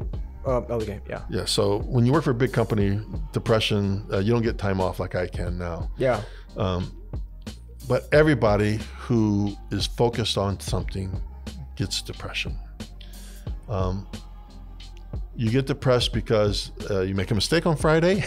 You get depressed because you don't have enough money in the bank to do what you want to do. You get depressed because your family issues. You get depressed because of work. You get depressed because, but depression is 100% positive. Sorry, 100% there for everyone.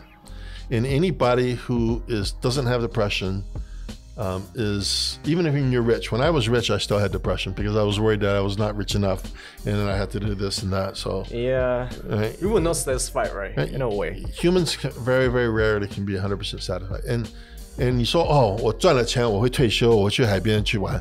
You won't, because if you're really an entrepreneur, you can't handle it. You will die.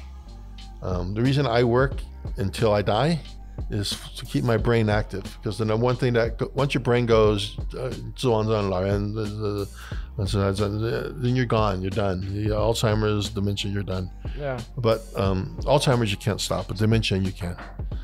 So am I scared of dying? No. Am I scared of bad life? Yes. Do I get depressed? Lots. Do I show people? No. When I feel depression, I go home to my bat cave, and then you call me, I smile, and then I hang up and I go, I don't like to complain. Don't you feel tired that way? Like you just like 你覆盖了一层 But我有几个朋友 I can talk to. Okay. So I do have 2 or 3 friends that I can say anything to. They don't care. Do we put up a fake? Everybody does.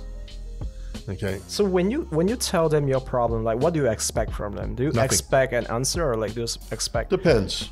Some things you, but a lot of times you just everybody wants someone to talk to, like a machine learning device, which I'm building, that will listen to you and kind of give you some advice, but not really. Nobody likes 我有问题 and then everybody goes pia, and they nag you. Yeah. You know, that's why I don't have a wife. Right? I know my problem is the reason I'm very good at giving advice is because I'm not you. Right? Yeah.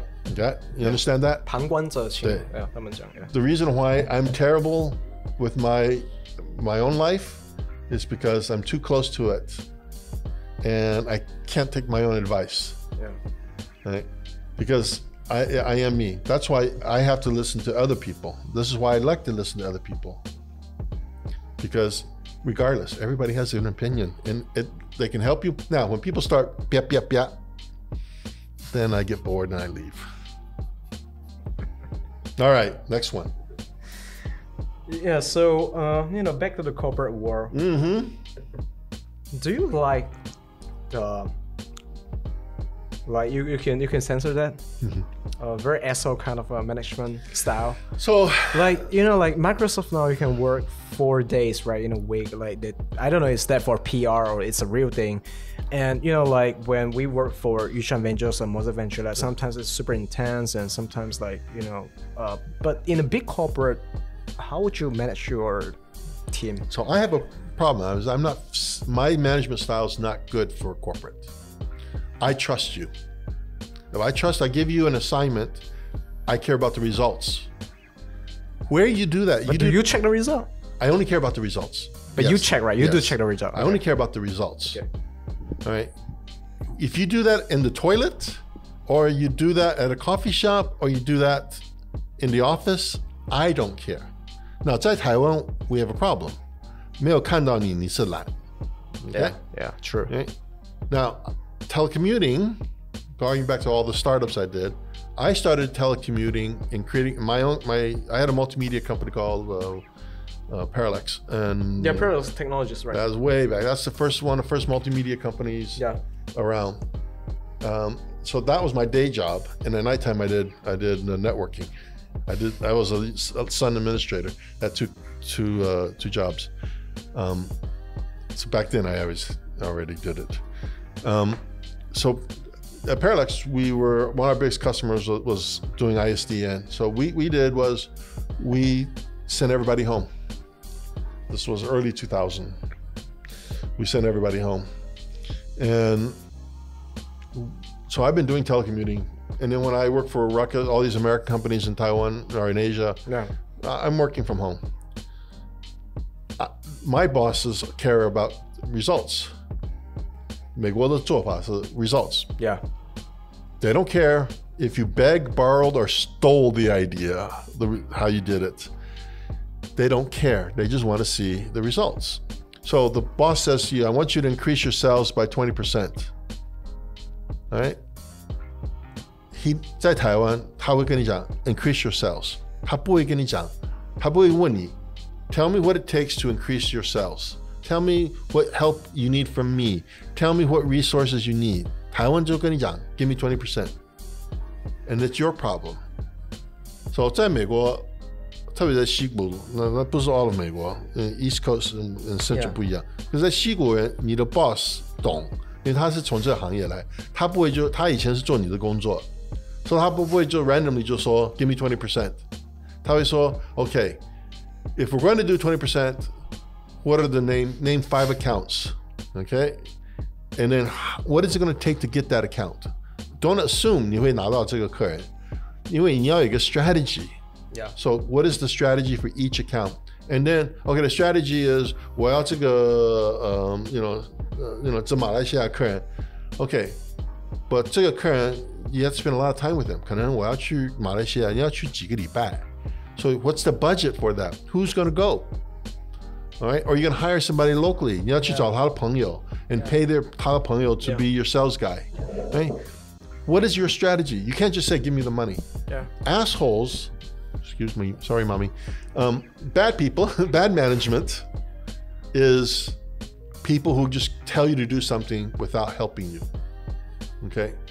Good managers say, okay, I give you a task or I want 20%, but work with me on what you need. 可是我在台湾做事的时候，没有人敢回答我，没有人敢说 okay, this is what I need. Only very few. And the people who did were DIY engineers. Guys who had come from... But you try like 训练那个 team 去 Yes, but it backfired. Yeah. It backfired because...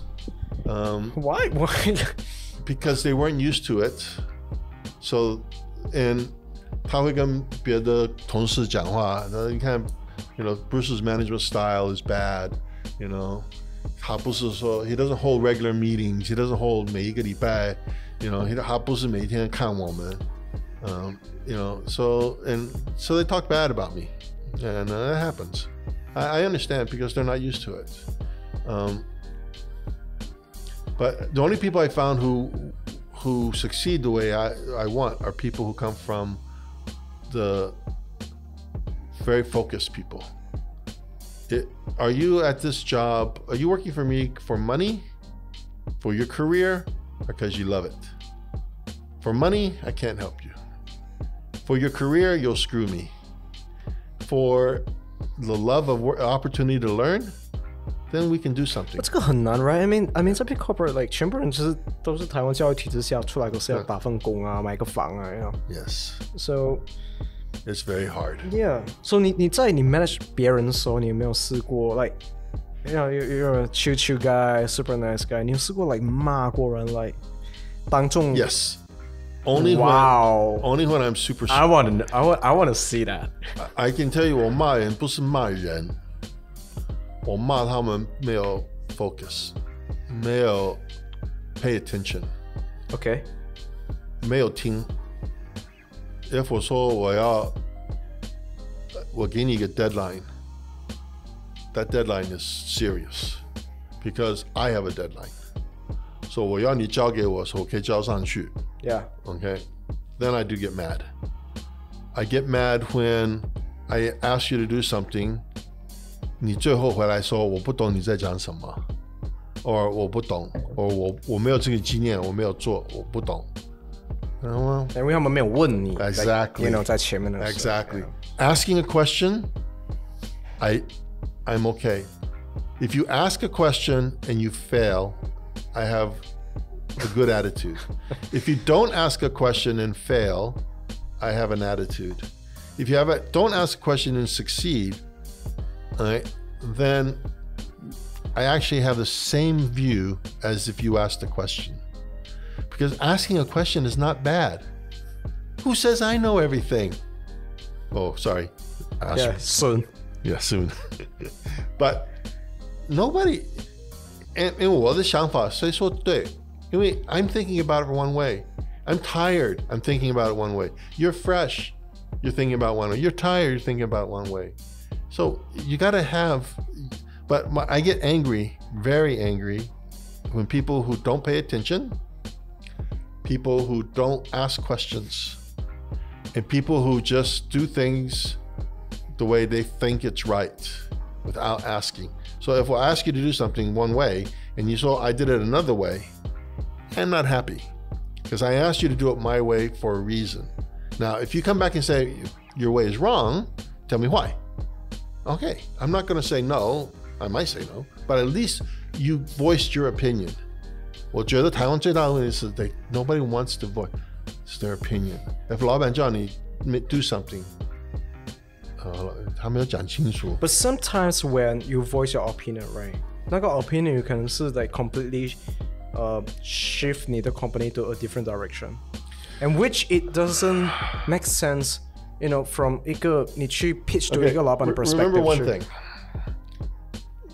1% change is 3% change is good. 10% change is bad. Why? 第一，你今天 if I told you to make your sales 20% more and you do it, next time I'm going to ask you for another 20%. That's smart, actually. Okay? There's some kind of tricks in.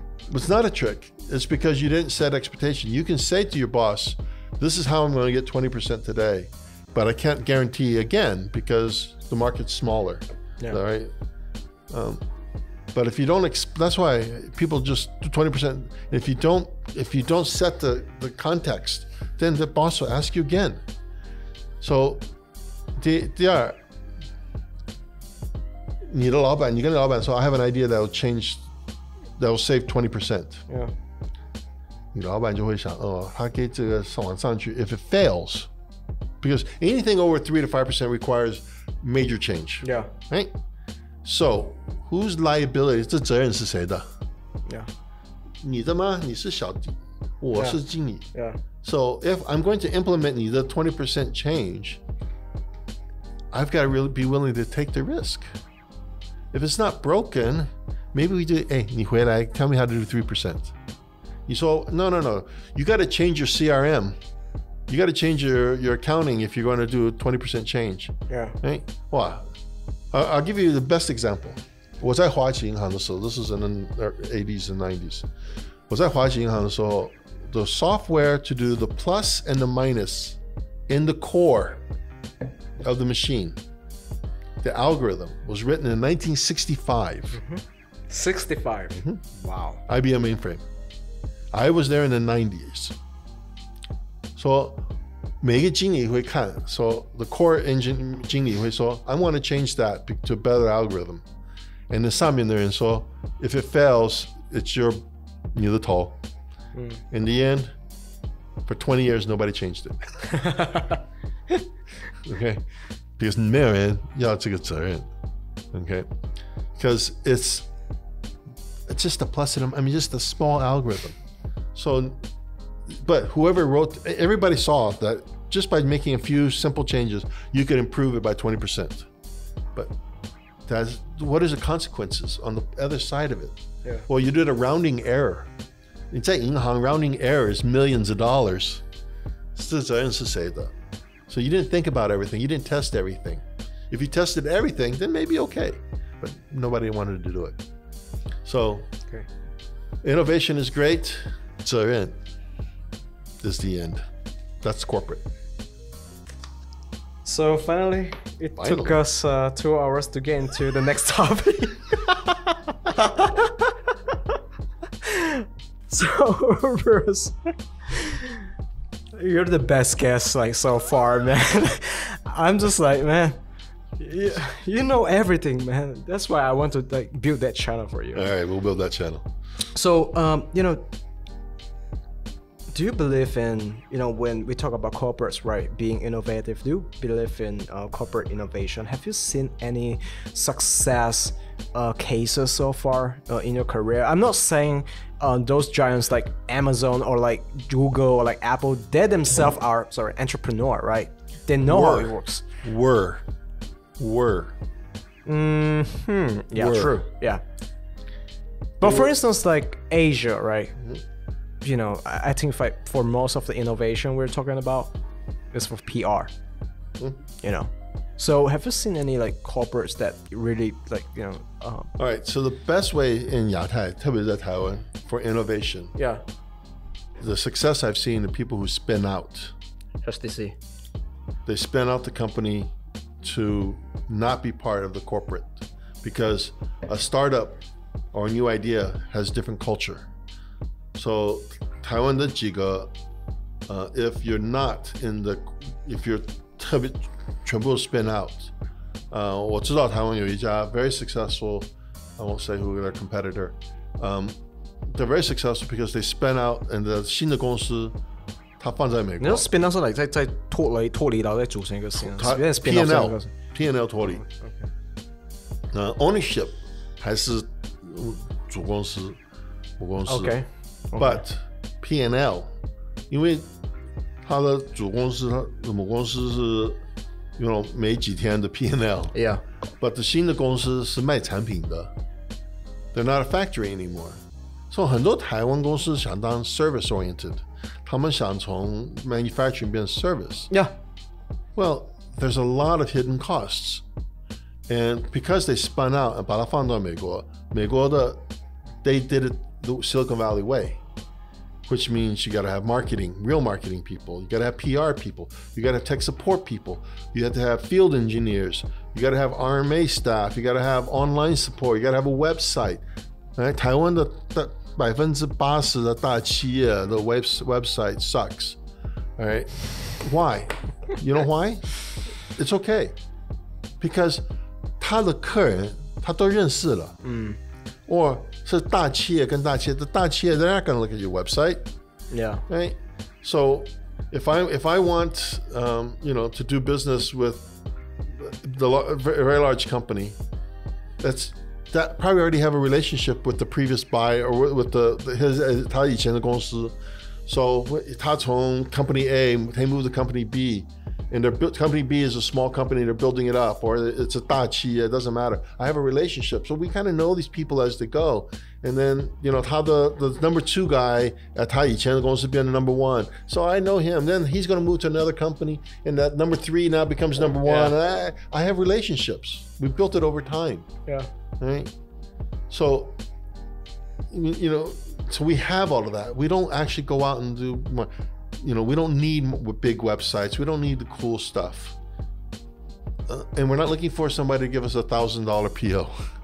And we're not set. We don't have inventory.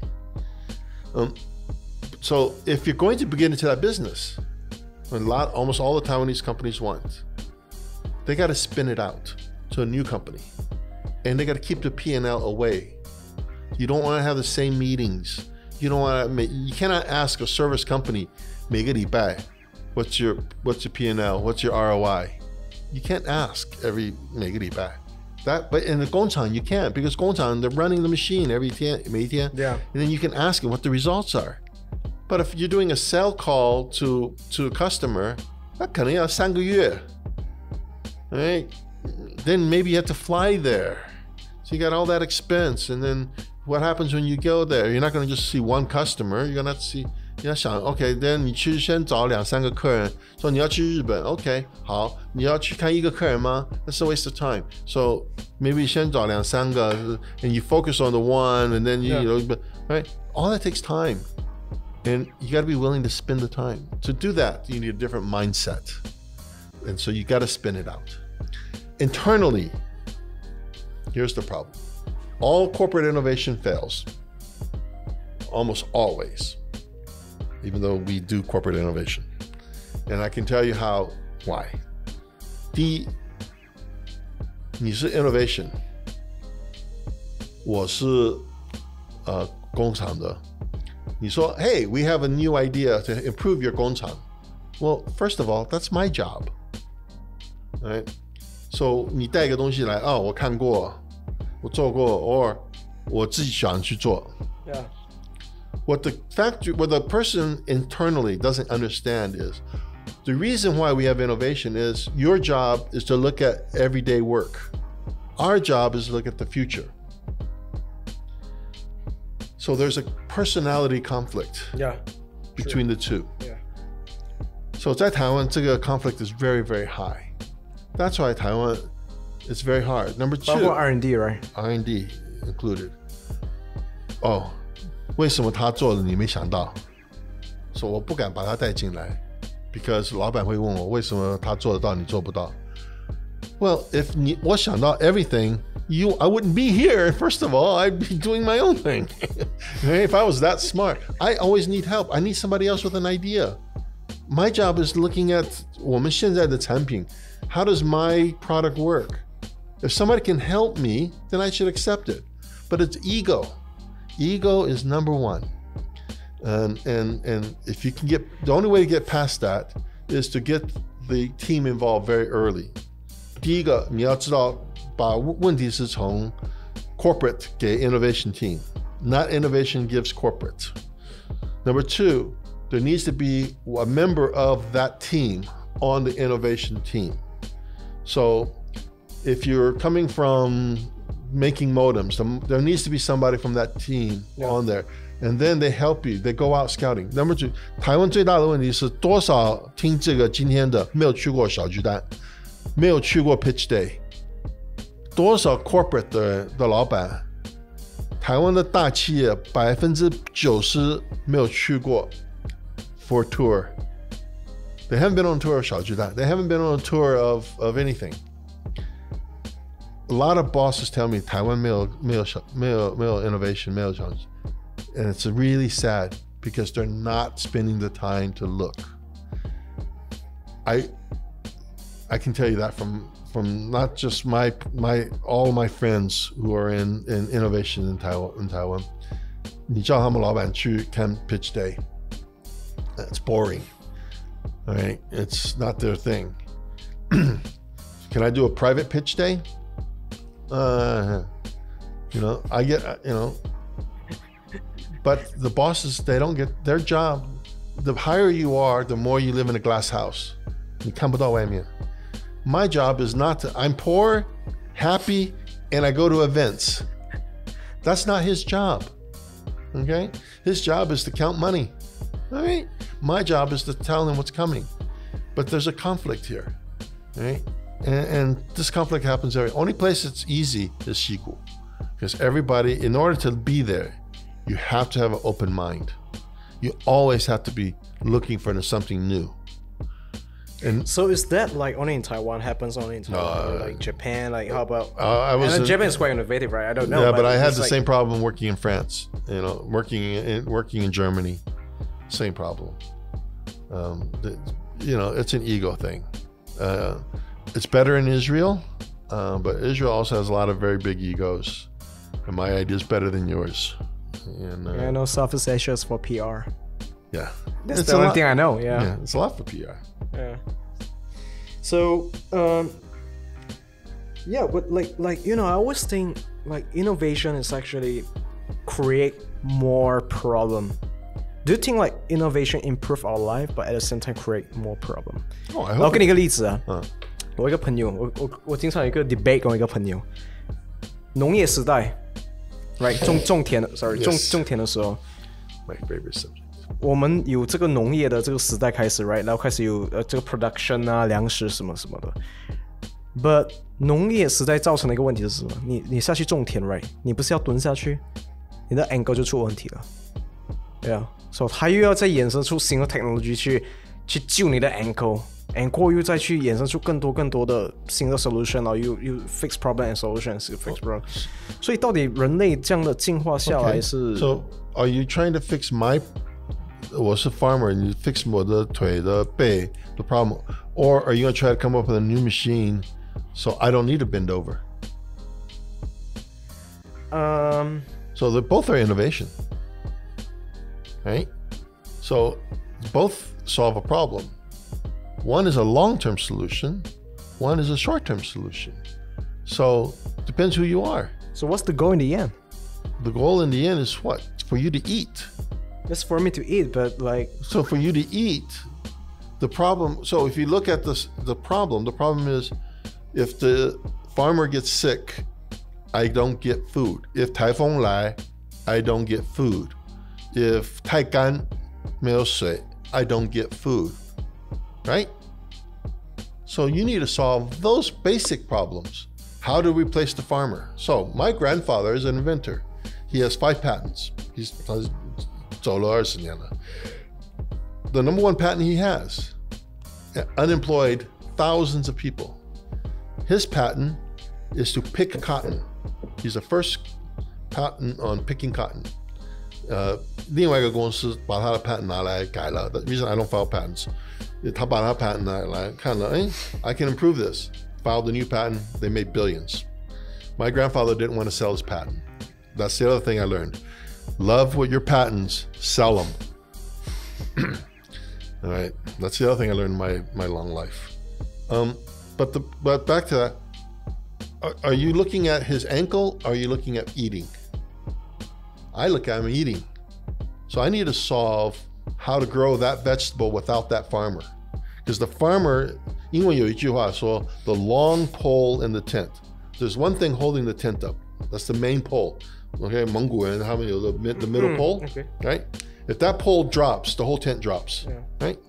So that farmer gets sick, then I don't get my food. So I'm a restaurant, and I'm relying on this particular farm for my vegetables. 他生病 or 台风来, I don't get my vegetables. So as a hotel restaurant, 我要想办法去找一个 supplier that doesn't have those problems. Now 它价钱可能有一点高. Okay, I have to now calculate the risk. Consistent supply chain or inconsistent. What you were looking at is solving a short-term problem. I go down to the basics and say, what is the problem? The problem is that farmer cannot be reliable. So I need to find a reliable solution. 你有一个 idea 来知道 life expectancy 是在我们整个 industrial revolution 过后是 booming 的时候，是我们的 life expectancy 是更高，还是在以前是更高？更高。First of all, 40年前、50年前，我们医院不一样。So 不一样的是 medical 医院医生，我们吃的是比较差，可是我们喝的可能好一点。我的时代碰到的细菌很多，所以我们抵抗力很高。现在的妈妈不让小孩子出去玩，去 playground 啊。OK， 这个孩子会出问题。Yeah。我住印度的时候，我去2年没生病。OK， 为什么？因为我在台湾。Occasionally I get, but not bad. Like, the reason why is 我在台湾小的时候长大的时候，我们知道可以喝什么，不能喝什么。I drink the water on the street, but I know 可以做什么。So to me, it was very similar to that time. Yeah. So I was okay with that. But I think we will live longer for many reasons. The question now is your brain. 你要换什么，我都可以帮你换。眼睛可以换，手、背、心脏都可以换，肝 just your brain. That's where Elon Musk is working on the brain. So how do I keep the brain active? So my last statement. 人家大银行老板退休的时候想去海边 relax. Yeah. 他的头脑不用了，开始看电视，then immediately he'll die. Yeah. Musicians are always creating music. Yeah. 他身体可能不好 but as long as their brain is good, their body is good, their brain is active because they're always innovating. Yeah. This is why I have to live my life the way I live, because I know if I stop and 就开始看电视 Yeah. I will have brain dead. I'll get dementia. I know that because it's natural, because you don't use the brain. So yes, 我睡觉以前 I have to play math games. 2 reasons. So I play Sudoku or Kuroku. Wow. Why? When I play those, I have to focus, so my brain can stop. I don't 不会想到今天要跟 Ken 要讲什么。Okay. Number 2, it's math, so my brain has to focus, and then it tires my brain out. And then as soon as I get tired, I turn off my iPad and go to sleep. Right? Yes, I sleep with my iPad and all my phones and chargers. I have a 20 USB charger on my bed. That's part of living. If there's a chance, I really want to visit your house and see how it works. Like Bruce Bateman. Humans are not allowed. Automated, It's a mess. It's a mess. Humans are not allowed in my house. Only robots, right? Someday. 我说机器人 can clean my house, then we are done. Our society is done. We have achieved the singularity. Okay? The true Turing test is not does the computer understand me and can respond. The true Turing test for real AI is they can clean my house. Okay. So one last thing for this section is like all the notes you took and didn't get to use. So you read paper all the times, right? What's the next big thing that you think would work in the future? The next, I'm not saying quantum, by the way. So it's on very high I'll tell level, you, right? to me, the next big thing is actually in networking. First, 800 gig connections are coming. One connection is 800 gig. The next biggest thing is low orbiting satellites. So That's what Elon Musk is working on, right? Elon Musk, Star yep. big project, Yep. like yeah. So Elon has one, Amazon, Jeff Bezos has one. There will be about 2,600 satellites. Now, 为什么？因为我住苗栗 I have terrible internet. So with the satellite, I will have fiber from my house 过2公里 to a satellite transmitter and receiver that's very, very high speed. So I can put 2 of these around Miaoli, and I can now have high-speed internet for Miaoli. Number 2, the problem we have in society is everybody's moving to 大城市. Everybody wants to move to Taipei, right? That's a problem because we lose culture, we lose family. And everybody is in one place. It's a terrible environment. So how do you do, everybody wants to do decarbonization. I want to do de-urbanization. How can I live in Miaoli with the same quality of life that I do in Taipei?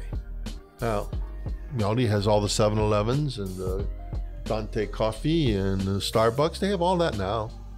The reason we move is because the jobs are here and the internet is here. So if I can move everybody to telecommuting, high-speed internet in my house with great audio, great video, always connected, then I don't have to be in Taipei.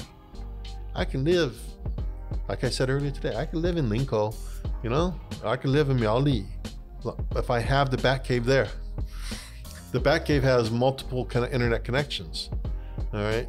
So, and 我老板不要看到我，哎，每个礼拜一次，我每个礼拜跑台北一趟 ，I'm okay。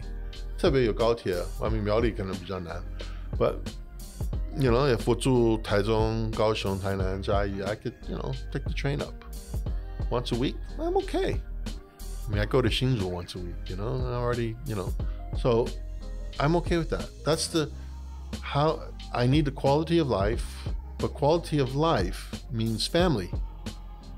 Family always in Taipei is not a great thing.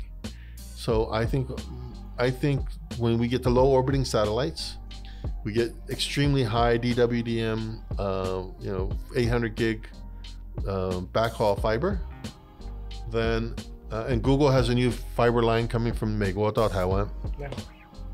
When we get all that in place, then I can live anywhere I want. My dream is to live. What would you pay to for that service? SpaceX or? Well, everybody, all of them will be. So in the future, the number one person in trouble is the local telephone company.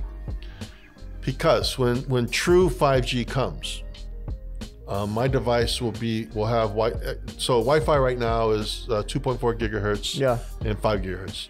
So 刚刚在美国, the next other big thing is that 6 gigahertz 来了. So millimeter wave, 6 gigahertz, all that is coming. Wi-Fi 6E. Yeah. Then I have much more space, 无限的 space, right? So I can now have dedicated. I have high speed. I can do gigabit. I can do 100 meg to a lot of users. Massive MIMOs is here. Beamforming. All of these new technology, not new. All these technologies are going to be moved into 5G. And 5G is not speed. 5G is service. So every device will have a different account. So my laptop needs, medium latency, high speed. Well, it says it's a low latency, 就是 delay, low delay, low speed. My 8K TV is high latency with high bandwidth. So 每个产品会有它不同的服务。And we're going to move into not internet or mobile, it's service space. So I have my AR glasses or my VR glasses that will have one kind of service. And the future is about anytime, anywhere. We already do Google Cloud, right? We already do Google Docs or Microsoft. I mean, my laptop is synced. Even though I have 1 terabyte hard drive, I actually have 2 terabytes worth of data stored. Half of it is actually only has links here that's on the cloud. Yeah. So if I can I see it indexed here, but I don't actually have the files here. but I can take my laptop and I can go to Bali Dao. And my friends in Bali who run the fiber there can give me a great gigabit link. And then I can move Batcave there. Okay. I can move my 22 computers and my 7 screens and my 2 TVs and, you know, all that there. And I think that's the future. The future will be, now, the future is also not 9 to 5. The future is 9 to 9, or 5 to 9, or 4 to 10. Only time I need to see you is when we have a meeting. Now I can do, you know, Messenger, Zoom, WebEx. So I can see you all the time. So the only thing you got to remember, 从20年前我做 video conferencing, always have a blue shirt sitting in your office. All right. You notice all my interviews, it's the same shirt. It's different color, light blue, dark blue, and pink. All right. So, I saw the pink one. Yeah. But I wear the same shirt for all interviews, all stages. All right. All right. It's got my name on the sleeve and my logo. Okay. Right. So that is something I've learned 20 years ago doing video conferencing. The video conferencing systems we did were $60,000 each. So, but that is the next big thing. The next big thing, anytime, anywhere. Man, you're such a good storyteller, right? When did you realize that you're good at speaking and good at presenting? 我从小，因为我爸爸牧师嘛，就是因为我妈妈有一次问我 ，What do you do？ 你从小就这样吗？还是你到大学某一天，wow， 你发现到原来我会讲话。I was scared of speaking. I took you know， 我以前是我们的我高中的 debate team 比赛，因为我知道 I have fears of speaking. But I was 几岁的时候？10几岁，15、14、15。No, but I have two personalities. Okay, when I'm outside, I'm always good at speaking, but I'm scared. 你还是会怕？ I'm frightened to death. 到现在还是会怕？ Yeah. Why? I don't want to say anything stupid. I don't want to sound dumb. I don't want to make a mistake. So I practice. Before we had this talk, I went and thought, I mentally and technically and how much time did you take to I physically answered questions that I think you would ask. You sent me a few questions ahead of time. I answered all those and I added questions that I think we would talk about. All right. I thought about which stories to tell you, which stories not to tell you. I have to. You know, like Wing. This episode is going to be the longest podcast ever on YouTube. It's going to be fun. He's going to get edited like 5 different times. but you have to prepare. Okay? So tonight I'm going to listen to a friend play some 70s music. So I listened to it's an Eagles cover band. I listened a couple of nights ago to the couple of Eagle just so I can remember them. You know, so when they play, I actually get to enjoy it again. Right? I don't just go in to meet. By the way, I LinkedIn or Google everybody I'm going to meet before I meet them. I try. 在台湾比较难，因为台湾的很多没有 LinkedIn account。Yeah， 台湾很少，台湾超少。Yeah， 大学生也不做 LinkedIn account， 然后企业。我大学的还好，因为他们在大学会放他们的背景，我知道我可以去大学的网站去看他们。Now it's not all in English, but which is a problem, but for me. But why would I go into a meeting with a VC if I don't know all the investments they've had? I want to know not only successful, I also want to know how failed VCs. Where do they fail? Because I don't want to come in with something they just closed, you know, a pet selling company, selling pet supplies. They just closed one down, and I come in and go, hey guys, I have the next best pet selling app. Yeah. 所以我现在讲的东西有点离题啦，跟这个题目没有关系。But the other day, like 我问那个 Mosaic Capital 的 Journal Partner, like when 他们的 portfolio company fail 的时候，要怎么办 ？And 他的答案是继续帮他 fundraising。你怎么看呢？ So there's a time to cut, but You have to ask why. Back to the basics. Why are they failing? Not all right engineers, not all right. Bad UI, no marketing, bad luck, launching a product during COVID. Okay, so the QO Plus, it's on hold, right? Because our lab engineers 在美国, so they被关掉. So we were lucky. We started before we actually did anything, we can put the company on hold. But if this had been a year from now, when I already had 20 people and I was starting to get into production, and then I had to close everything, wow, 我就完了，真的完了. So now, so back to when the company fails. So one of the things on my CV is MyCube, which was a VC I worked at. Yeah. And so we looked at companies and we said, why are they failing? Bad management, bad financing. They took everybody to Las Vegas. That's happened. Yeah, okay? I know. Yeah. They won. WeWork, right? They won a small. Yeah. Well, WeWork was only one of them. They won a small deal, so everybody got excited and they blew a lot of money. Why? Okay, so they got a bad UI. All right, so I'm going to hire a really hot UI person, and I'm going to fix that problem. And then we help them raise money. If the product is wrong, or the owners, the team doesn't get along, egos are in the way, then either I restructure them or we close it. But, like you linked on like a why that one T, right? Like, let's say, how many why do you want to ask? Like, let's say, why do you cry? And you would say, because of, like, emotion. Yeah. Why 可以是问到一个极致来，要是 infinite 的, right? Yes. So how much money do I have involved? What do you mean? How much money do I have associated with this? None? I don't care. A lot of money? I'm going to ask you why until I understand your childhood problems. Okay? If you're asking me, if I am asking you why you're crying, and 你是我刚认识的, and I have nothing involved, I'm just going to, you're crying, I'm not going to dig.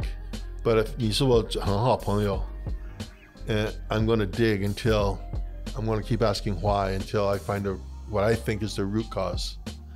Okay? Everybody's hiding something. Yeah. Right? And every company is hiding something. So why a company fails, it could be that the team doesn't get along. So what am I going to do? Am I going to take the product and move it to India and get a new team? Maybe. Right? That's too bad you guys don't get along. But I mean like 你在企业界不会觉得蛮难，就是 like 因为 like 企业跟企业之间它都有一道墙在 right， 不论是里面的主管啊什么，所以在这样的情况下会不会造成很难去交朋友 as in like 朋友是 as in 在公司的朋友不一样哦。Well, I think 我不讲同一个公司，我讲 like 公司跟公司之间大企业当朋友比较难，开发公司一定要当朋友。Okay, now 公司一大的时候，你可以知道你要怎么分工，你可以离开。Okay? 为什么 I only stay at a company 最多3-4年 ？Because 我的工作是开发。Okay， 开发里我离开 Ruckus 的时候，他们请了7个人 take my job。Okay, it was the right time, it was the right thing to do. Yeah. Okay, I knew it, they knew it. 没有人敢讲话。好，刚好马来西亚有个 opportunity to push the point, but but they were all family. To this day, they're still family. Okay? I can call any of them at midnight and say, talk to them. Yeah. Okay? But that's because we don't burn bridges. If you learn anything today, never burn a bridge. Never. Because 这个世界太小。Unless you're going to live in the mountains, well, you got to live where? Somewhere that nobody goes. All right. So if you go to live in the mountains in New Zealand, I'll probably end up there one day. So don't burn that bridge. Okay. But I also see no reason burning a bridge. Even though there's people in that list of companies, there's people who've taken 我们公司卖的时候 we got nothing. All right, companies have gone closed, companies have sold for little money, companies sold and only the founders and the VCs got money. All the staff didn't. Okay, was I angry?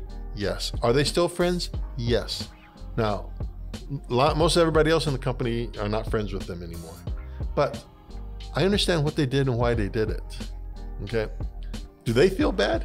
I think they do. Yeah. But it's okay. You know, there's no reason. I guess because 我觉得钱不是最要紧. I'm a poor guy. I don't care. And that's my biggest problem. Of all of this, one thing you'll learn is, yes, always find a good finance person. Right? But 我看 idea 的时候, if somebody comes to me and 说, 哇, 我有个 the next $1 billion idea, yeah. 我第一件事就走掉.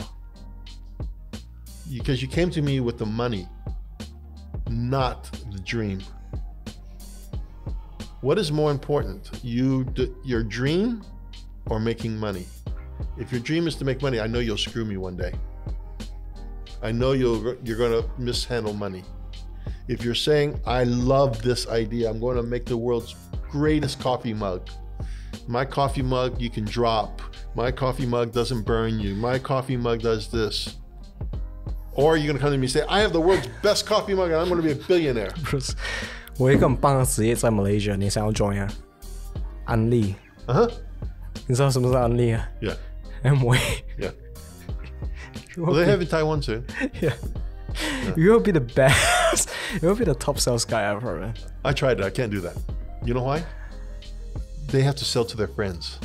Yeah, it always start from the friends, man. Like my friend, you know. Yeah, I can't do that. Yeah. And the other day, like I chatted with one of my Malaysian friends, and I say that like my friends at Amway, they told me Amway is a startup. Yeah. Like they get a product from Amway and they set up their own store. It's a startup. It's not a startup, right? Yeah. Those Malaysians are in Taiwan right now. The top people there opened to expand the business. Yeah. And my friend works with them. Yeah. All right. So 第二阶段结束，我们需要休息一下吗？ I don't care. 我去厕所。Okay. 2.5 hours. You guys crazy or what's your next? Yeah, finally, we got to simulation. So, Mr. Professor Master Bateman, are we living in simulation? Well, you know, like that's how I think. The speed of light could be a limiter, and the whole universe, the entire universe was actually programmed by high intelligence form of life. Do you agree with that? Well, do you feel hot? Technically, there's two parts to this. There's the technical part. Technically, you're correct that we could be living in a simulation. They're really bad programmers. How bad they are. No, I wouldn't be depressed if they were great programmers. I think theoretically this is all possible, but here's my take on it. I got enough to worry about than worry about Bruce in another life.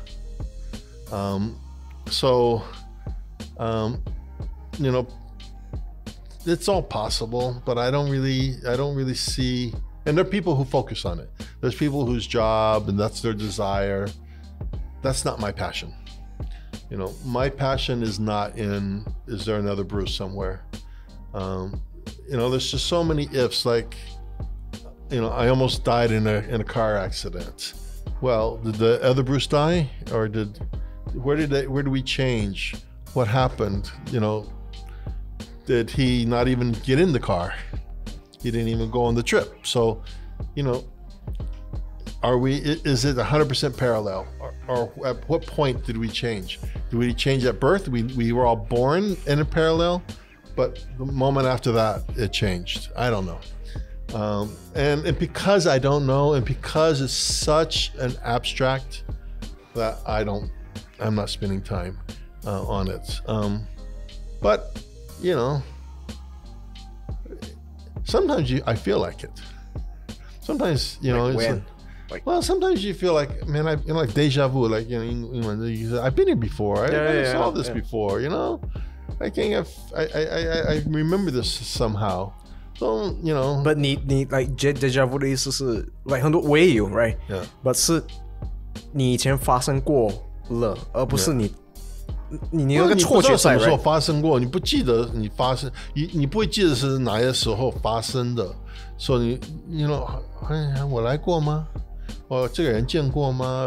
这个 situation 有过。So is that from a parallel universe? I don't know, but you know, I do feel deja vu sometimes.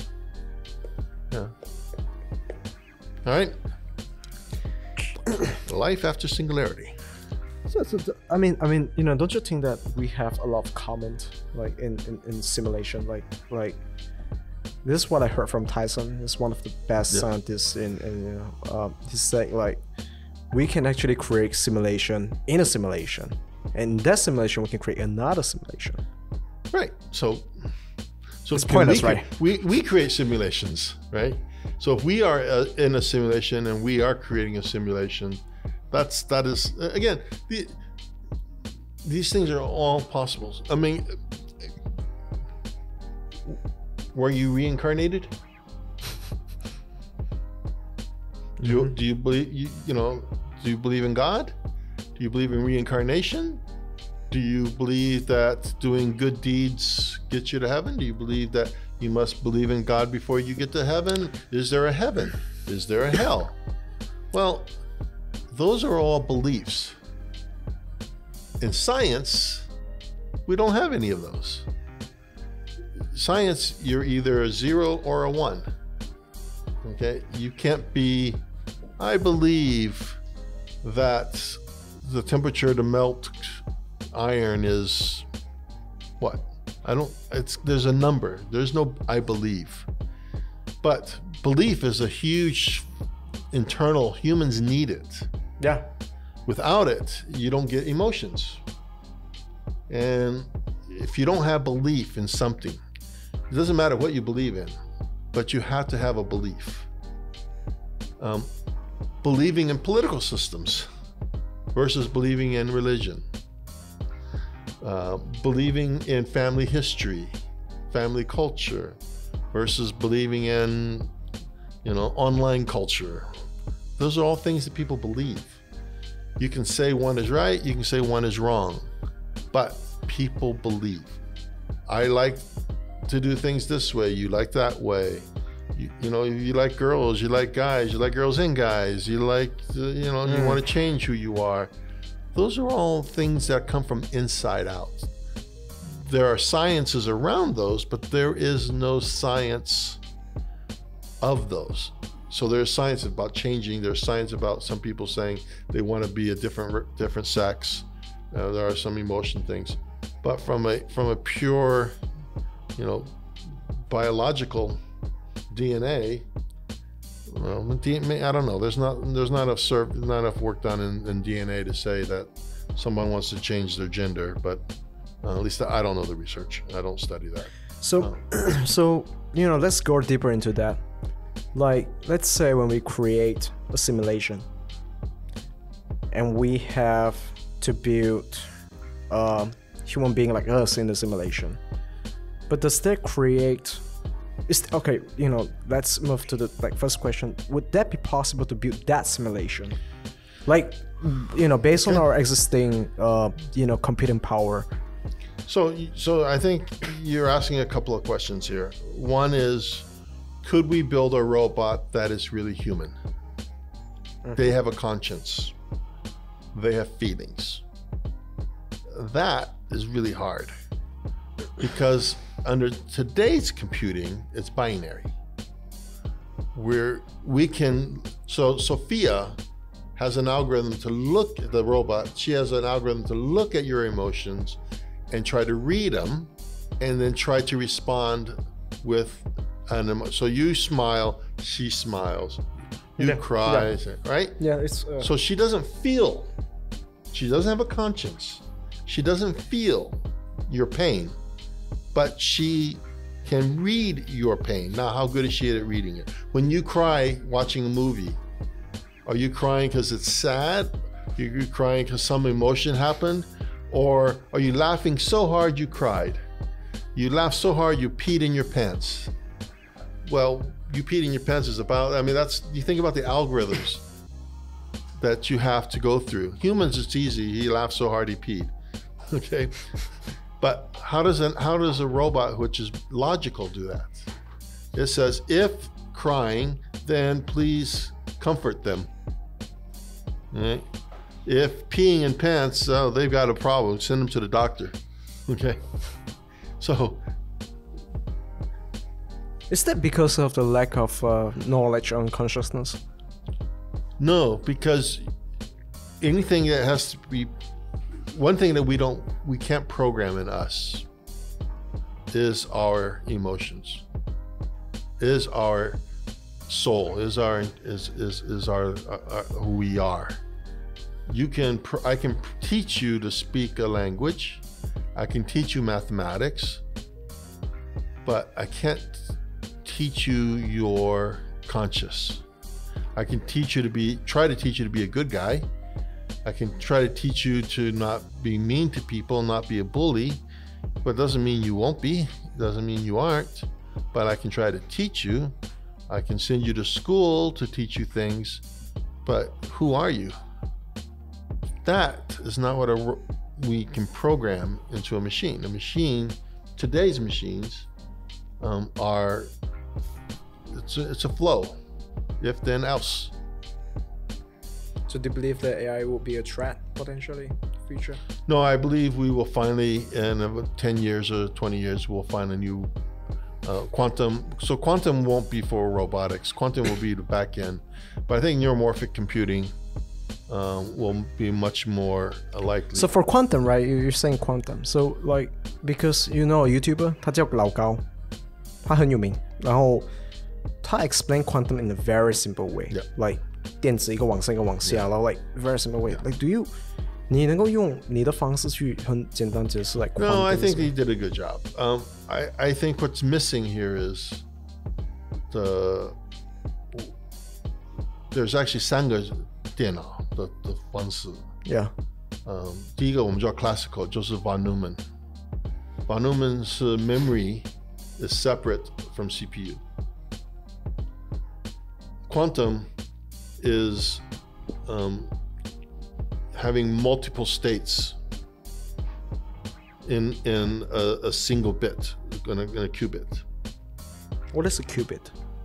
A qubit is basically atoms and neurons, atoms, and how they're full. So they can have multiple states, just like, and people use the coin as the way to do it, explaining. It's binary on von Neumann is 0 or 1, but on a qubit you can have multiple choices: 1, 0, 1, or 0 and 1. So you can have 4 states, but actually 3 states. So it's, but that is used to solve complex problems. And today it's very difficult. In between, we have another solution. So we have von Neumann, then we have quantum to solve major problems. Now, you will not have quantum do your scheduling unless you're scheduling really complex things. If you're trying to schedule 1,000 people to ride on 1,000 buses at 1,000 directions, use quantum. But you're asking about humans. The way humans think is in your synapse, in your brain, every cell has a function. There's a plus minus one. There's one that has short-term memory, one long-term memory. So there's different components of your brain. That's called, the equivalent to that in computers is neuromorphic computing. Yeah. So neuromorphic computing will come, and that will be what the robots have. it will use von Neumann for basic mathematics and basic things. Vision will be von Neumann. Vision will be neuromorphic. Taste is complex. Smell, it will be von Neumann. Basic walking, balancing gyros, and you can do that with von Neumann. Back-end complexity of what am I looking at? That could be quantum. Scheduling all the buses in Type A to run 100% accurate and on time. Quantum. Banking. So,过个20年、15年, you will have a choice of computing. You will say the problem is human, I'm going to use von Neumann, or I'm going to use neuromorphic. I scratched that 100%. If the problem is human, I'm going to most likely use neuromorphic. If the problem is basic, I will use von Neumann, classical computing. If it's extremely complex, I will use quantum. That's the difference. There will not be a sync. Today, we only have one choice. Okay, that will not be what's coming in 10 years, 20 years. So it will be almost today, we say we use cloud, or we use desktop, or we use cell phone. That's a location. It could be the same thing. It'd be, 你要做什么, where do you do it? Do you do it at the edge? Do you do it at the core and the mainframe where there's millions and millions of CPUs? Or I only need 20 CPUs and I can do it in Taoyuan's edge center? Yeah. Or I do it in my glasses. Cool. So sorry, back to the AI thing. We know like every machine kills human, right? Like no matter it's like cars, it's like forklift. Okay, so that's simple. All right, you're asking, will robots kill me? So first question. So when a Tesla crashes, it's in the news. Yeah. The same day there were 30,000 people who died in car accidents around the world. We didn't report on that. Why? Because we expected an AI not to crash. But I have 44 stitches in my head. All right? The reason I have 44 stitches in my head was when I was 12, I was in a car accident and seatbelts were not required. Oh, that's the stitch. Yeah, right there. You see that? Yeah, now you see it. Yeah, you can see right there. Yeah. Okay, so seatbelts were not required. Today, you cannot start your car and put it in drive without a seatbelt. Yeah. Right? We learned. We progressed. That's the same thing that's going to happen in autonomous driving.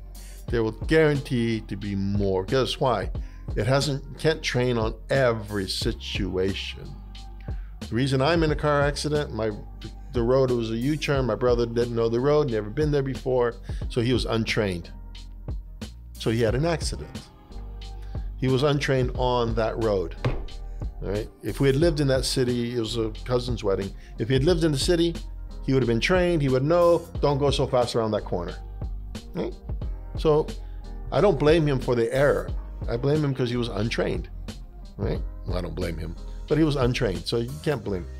Tesla was untrained for a white background. Right? So there's going to be another situation that will crash. Guaranteed.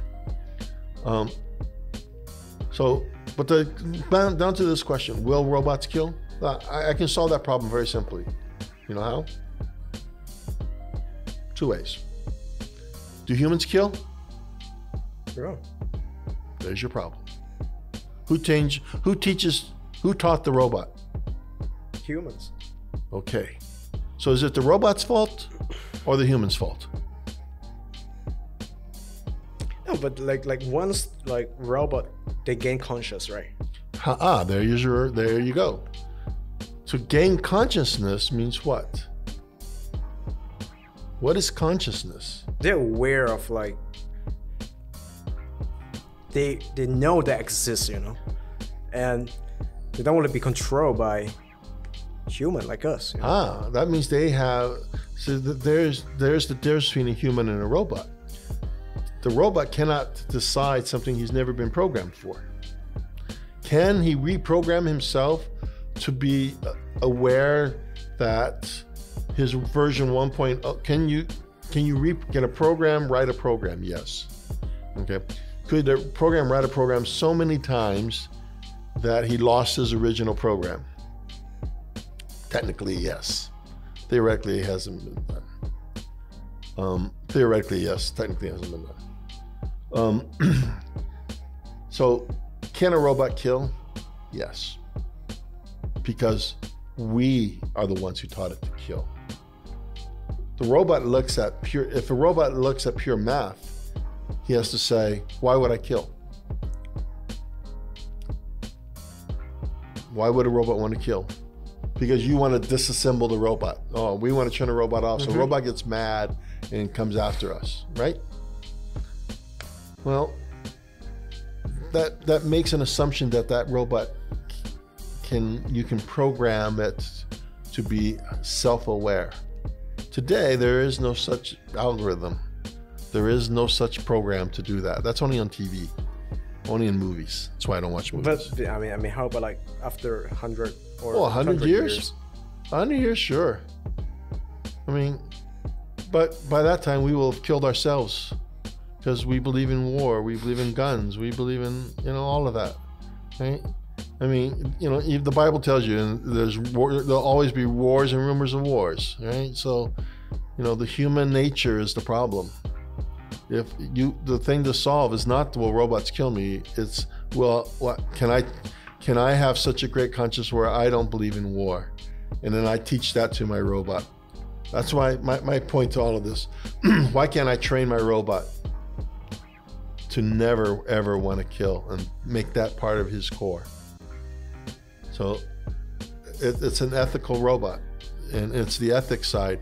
If I teach it, if I taught my robot to cheat at gambling, it can't. If I put my robot into Vegas and I told it count all the cards for me and do all that, you can. So I taught it to cheat. The robot on its own won't learn going, hey, I can cheat, right? It doesn't have that. That is such a myth in AI. I mean, today, just getting a robot to walk up and down stairs is a problem.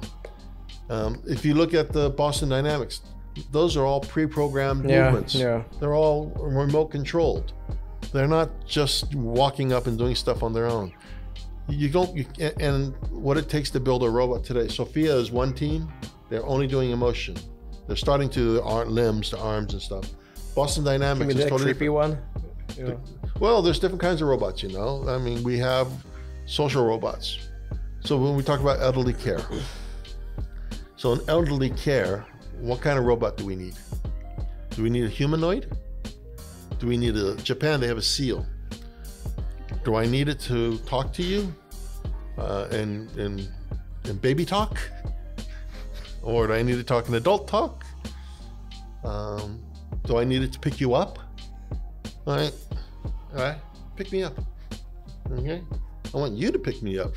Forget a robot. Right? Think about what kind of robot it takes to pick me up. Right? So there's a lot when it comes to building. Does that robot have a conscience, or the robot understands consciousness, but is not conscious itself? That I believe in. A robot to be actually conscious is a different architecture. I don't know, we don't know how our architecture works. We have to figure out our architecture. We don't even know, right? Like, we don't know. We don't even know how it works. Yeah. I mean, what's love?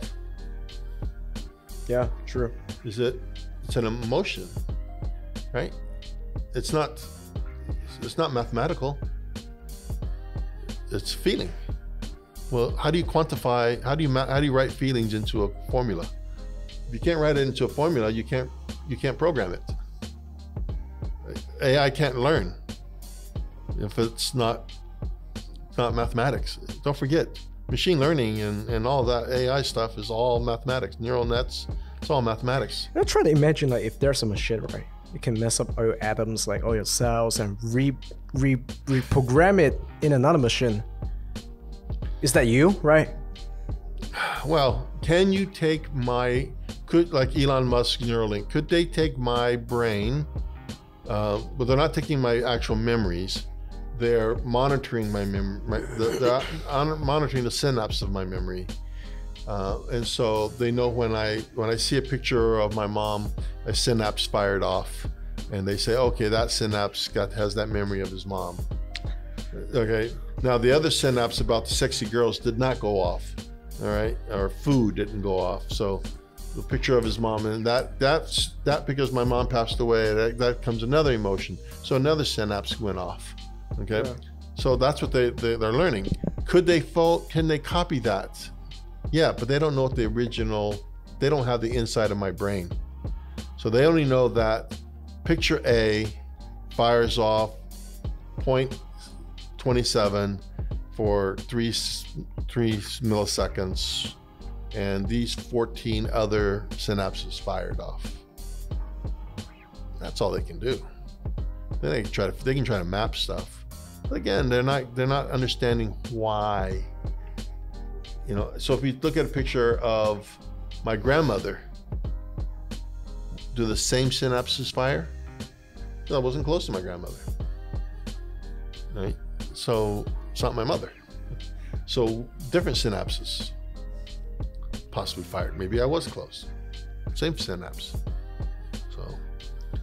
So you know, like once we reach singularity, right? What's the value like being as empathy? You must have empathy. I have the Chinese word for empathy also. 同理是吧？同情还是 Yeah, Google for it. That's all you have left. You have art. So what values and what, take my class on, I teach on 交大 a lot of places. 清华 A lot of places. I've done it at Guangbo, I've done it at 美国学校, I've done it a few places. I'll come to your school and do it too. 中央 Yeah. I talk about 2030. 2030年你有什么工作？你有什么？ So the kind of person that's alive is someone who has empathy, someone who has art. Yeah. There'll be different kinds of, like we have. So art people, those jobs are still around. Even though AI can create art, original human art, chefs will still be around, even though they'll be prepping. Sous chefs may not be around, you know, the dishwasher won't be around, but the other people, because taste is still a ways away. I'm still working on taste and smell. Yeah, I know smell. I'm working on smell. QO plus, right? I'm working on smell. Yes. And it's hard because we have 40,000 receptors, and you can't build 40,000 receptors in the device yet. Yeah. But you know, who are we is something that you're not going to copy. What you're going to copy are jobs or repetitive tasks. But during the singularity and after the singularity, jobs that'll be available will be people who can help and fix and improve the technology. People who are doing research that we never dreamed of, finding cures, being able to live a lot longer, finding you know, a lot of research that we couldn't do. I am excited about the singularity because I think then we will actually have a quality of life where money is not the object, which is going to be a problem. So by the time when we reach singularity, do you think that we are already integrated with like some kind of like chip? So chips in the body is yes and no. I think there will possibly be, I guarantee there'll be some kind of chip. At to what level? Will it be a simple chip that monitors my heart rate and GPS? Neuralink, right? Yeah, well, no, Neuralink is more what's happening in my brain. There's also things that are happening in my heart. Would I have a chip that monitors my heart and my blood and diseases in me? Yeah, I can see that. I have this dream of waking up every morning, peeing into a cup and it tells me which of my vitamins and minerals I need to take, not all 40, and how much of each. You know, I have that could be a chip that's built into us. Yeah. But the chip that's going to be built into our brain will be to probably track our brain and keep it active. Because do you remember where you were on your 3rd birthday? Well, it's somewhere in my brain, but I don't remember. So how do we get it? How do we bring it out? How do we store it? How do we take it offline? So could I send my memories to the cloud? That's possible. Now it'll be in a way that the cloud won't understand it, but when it comes back to my brain, then my brain will understand it. So it could encrypt it. I don't know. But I'm excited because I think we will have more time. So between now and the singularity, one of the big things will become an AI, in VR, in AR, in 5G, all come together, that we're going to be looking up. Today we look down at our phone. When we look up, then we're going to start to see each other, and then we have to talk. Yeah.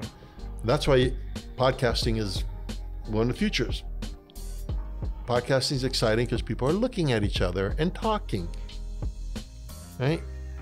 The people watching this are looking down, but soon they're going to watch this in their AR and VR glasses and real-time information. So one of the things I think the future brings between now and 2030 is the education system has to change the way we learn. Memorization is no longer important. If I can ask you where are you from, Kulim? No. Quanta. What? So if I ask you the population of Kuala Lumpur, do you have to memorize that, or can you just Google for that? Who's going to memorize that, right? Well, in school they would. History, the World War II history. Right? When you were in school, they asked you for remember dates and history things, right? They asked you to name the last 5 kings of Malaysia, right? Why'd you have to learn that? Why'd you have to memorize that? Right? All the Chinese dynasties. Yeah. We didn't have to. 所有的王朝. Yeah. I mean, it's good to know how they kind of fit together, but I could ask my VR headset to Google. I can ask VR, and it will respond, and a visual on my Google will respond with a visual on my former Google Glass. But if you let's take Google Glass went to VR, okay? So, which is not, I'm not saying they are, but if they had a VR headset, I could say, Google, show me the last 5 Chinese dynasties. And it would come out with a grid. I mean, with not words. It would come out with images, and it had the pictures of the last emperors on there. And I could visually touch and say, tell me more about this guy. Right? Genghis Khan, my great ancestor, right? Genghis Khan. I could say, wow, who are the ancestors of Genghis Khan? And it could show me. I could say, wow, this guy looks cool, or this guy's modern. Let me find out who he is. Right? It's all going to be visual, but I don't have to memorize. I may know nothing about Genghis Khan. All I could say is, oh, I saw a reference to him in this document. Right? I click on that with my finger, or I say, tell me more, and I point at it, and it does the search for me. And it then summarizes and comes back and says, what would you like to know?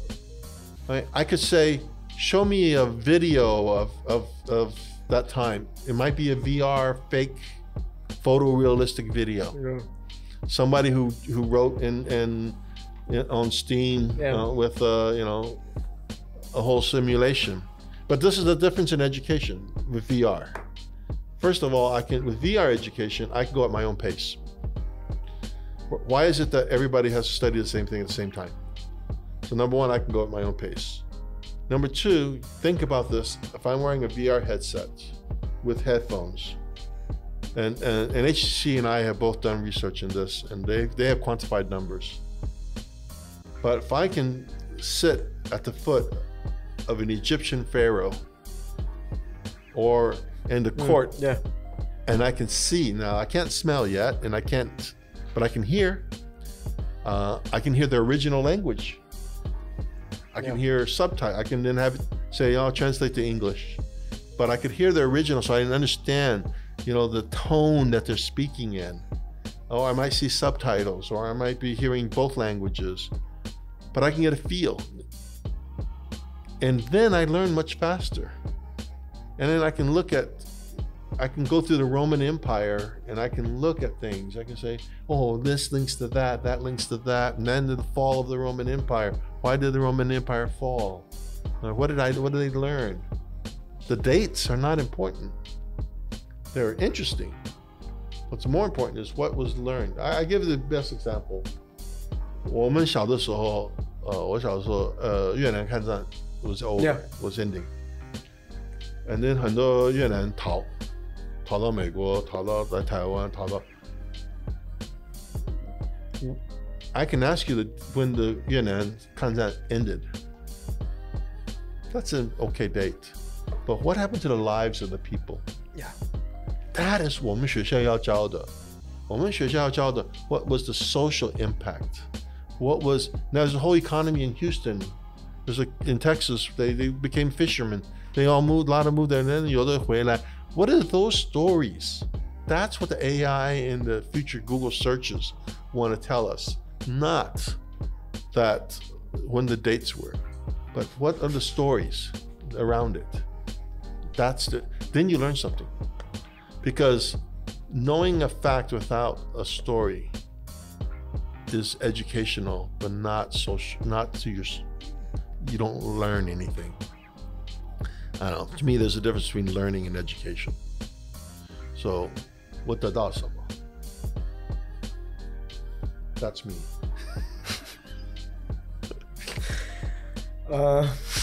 我们今天破纪录，第一次做4个小时的 podcast。Bruce， 等一下，最后一个问题，最后一个问题。我要进大企业的话，我需要哪一个 master degree 吗？我相信有很多大学生都在问的问题。博士来了呀。好 ，Master Bateman。So， 这个回答很简单。Yeah。看你是什么样子的人。有的人是要做，所以可能你要学，所以你要学到一个很高的程度。I highly recommend 拿到你的博士。可是你要 focus， 你当博士的时候，你会 focus 到一个专家。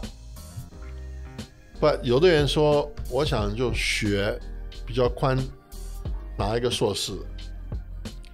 有的人就要去上班。But 有的人他们要做事。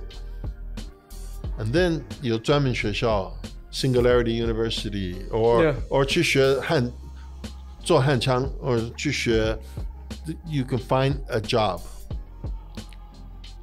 But I don't like to find a job.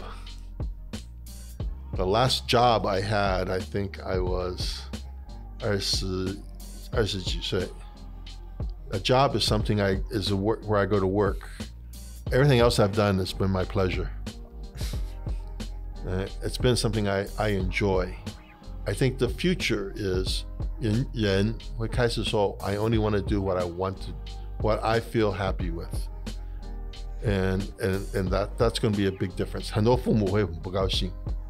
Right? Because 孩子会说 I much rather go to movie school and learn how to make movies, make content. I want to go to art school. 我不要当医生. But if 你有一个 drive, so I know that if 我学得够的话 I can solve cancer. Then you better go and you can focus. But the future PhD is about, 因为我不是专家的专家. I need those people. I read their papers. I need the people 可以花20个小时、100个小时、1000个小时去研究一个问题 and then 他写一个 paper, and I read it. Thank you for all your hard work. I learned in 20 minutes what took you 5 years. Okay, that's what we need. We need the people who are willing to spend 5 years to study, for them to write the formula and write a program that goes on to AWS, and I call the API. I call the voice API from Google, from Amazon, from Microsoft. I don't write NLP. I do NLU. But in NLU, I use other people's code to pull. So if I want to translate from Chinese to English, I don't write that. I use somebody else's. 那边有个专家写了中文到德文的翻译。I don't want to do that. I want to call their program. So I need 很专家的人 to make all of the pieces of the pie. Yeah. I make pies. I don't grow flour. Sorry, I don't grow wheat, because wheat becomes flour. All right. I don't make chickens. Chickens make eggs. Okay. So who am I? I make the cake. So I need people who grow chickens so the chickens can make the eggs. I need the farmer who makes the wheat. I need the processing company who makes the flour, turn it into flour. Yeah. 中间有很多人，我才可以做蛋糕。Yeah. Right. And that's the same thing with AI. Same thing with the future of 电子. Is you need a lot of little people who make a lot of little things, and I sit here and I look very smart. Honestly, I'm not. I use everybody else's brain. Sure. All right. Thank you, Bruce. Finally. It's been 4 hours. Finally, the boss is saying. It breaks our record. Finally, the boss is saying, "Get the heck Episode out of number here." 5, right? Episode number 5. Yeah. All right. Thank you, 5, Bruce. 6, 7. Thank you. All right, guys. Thank you.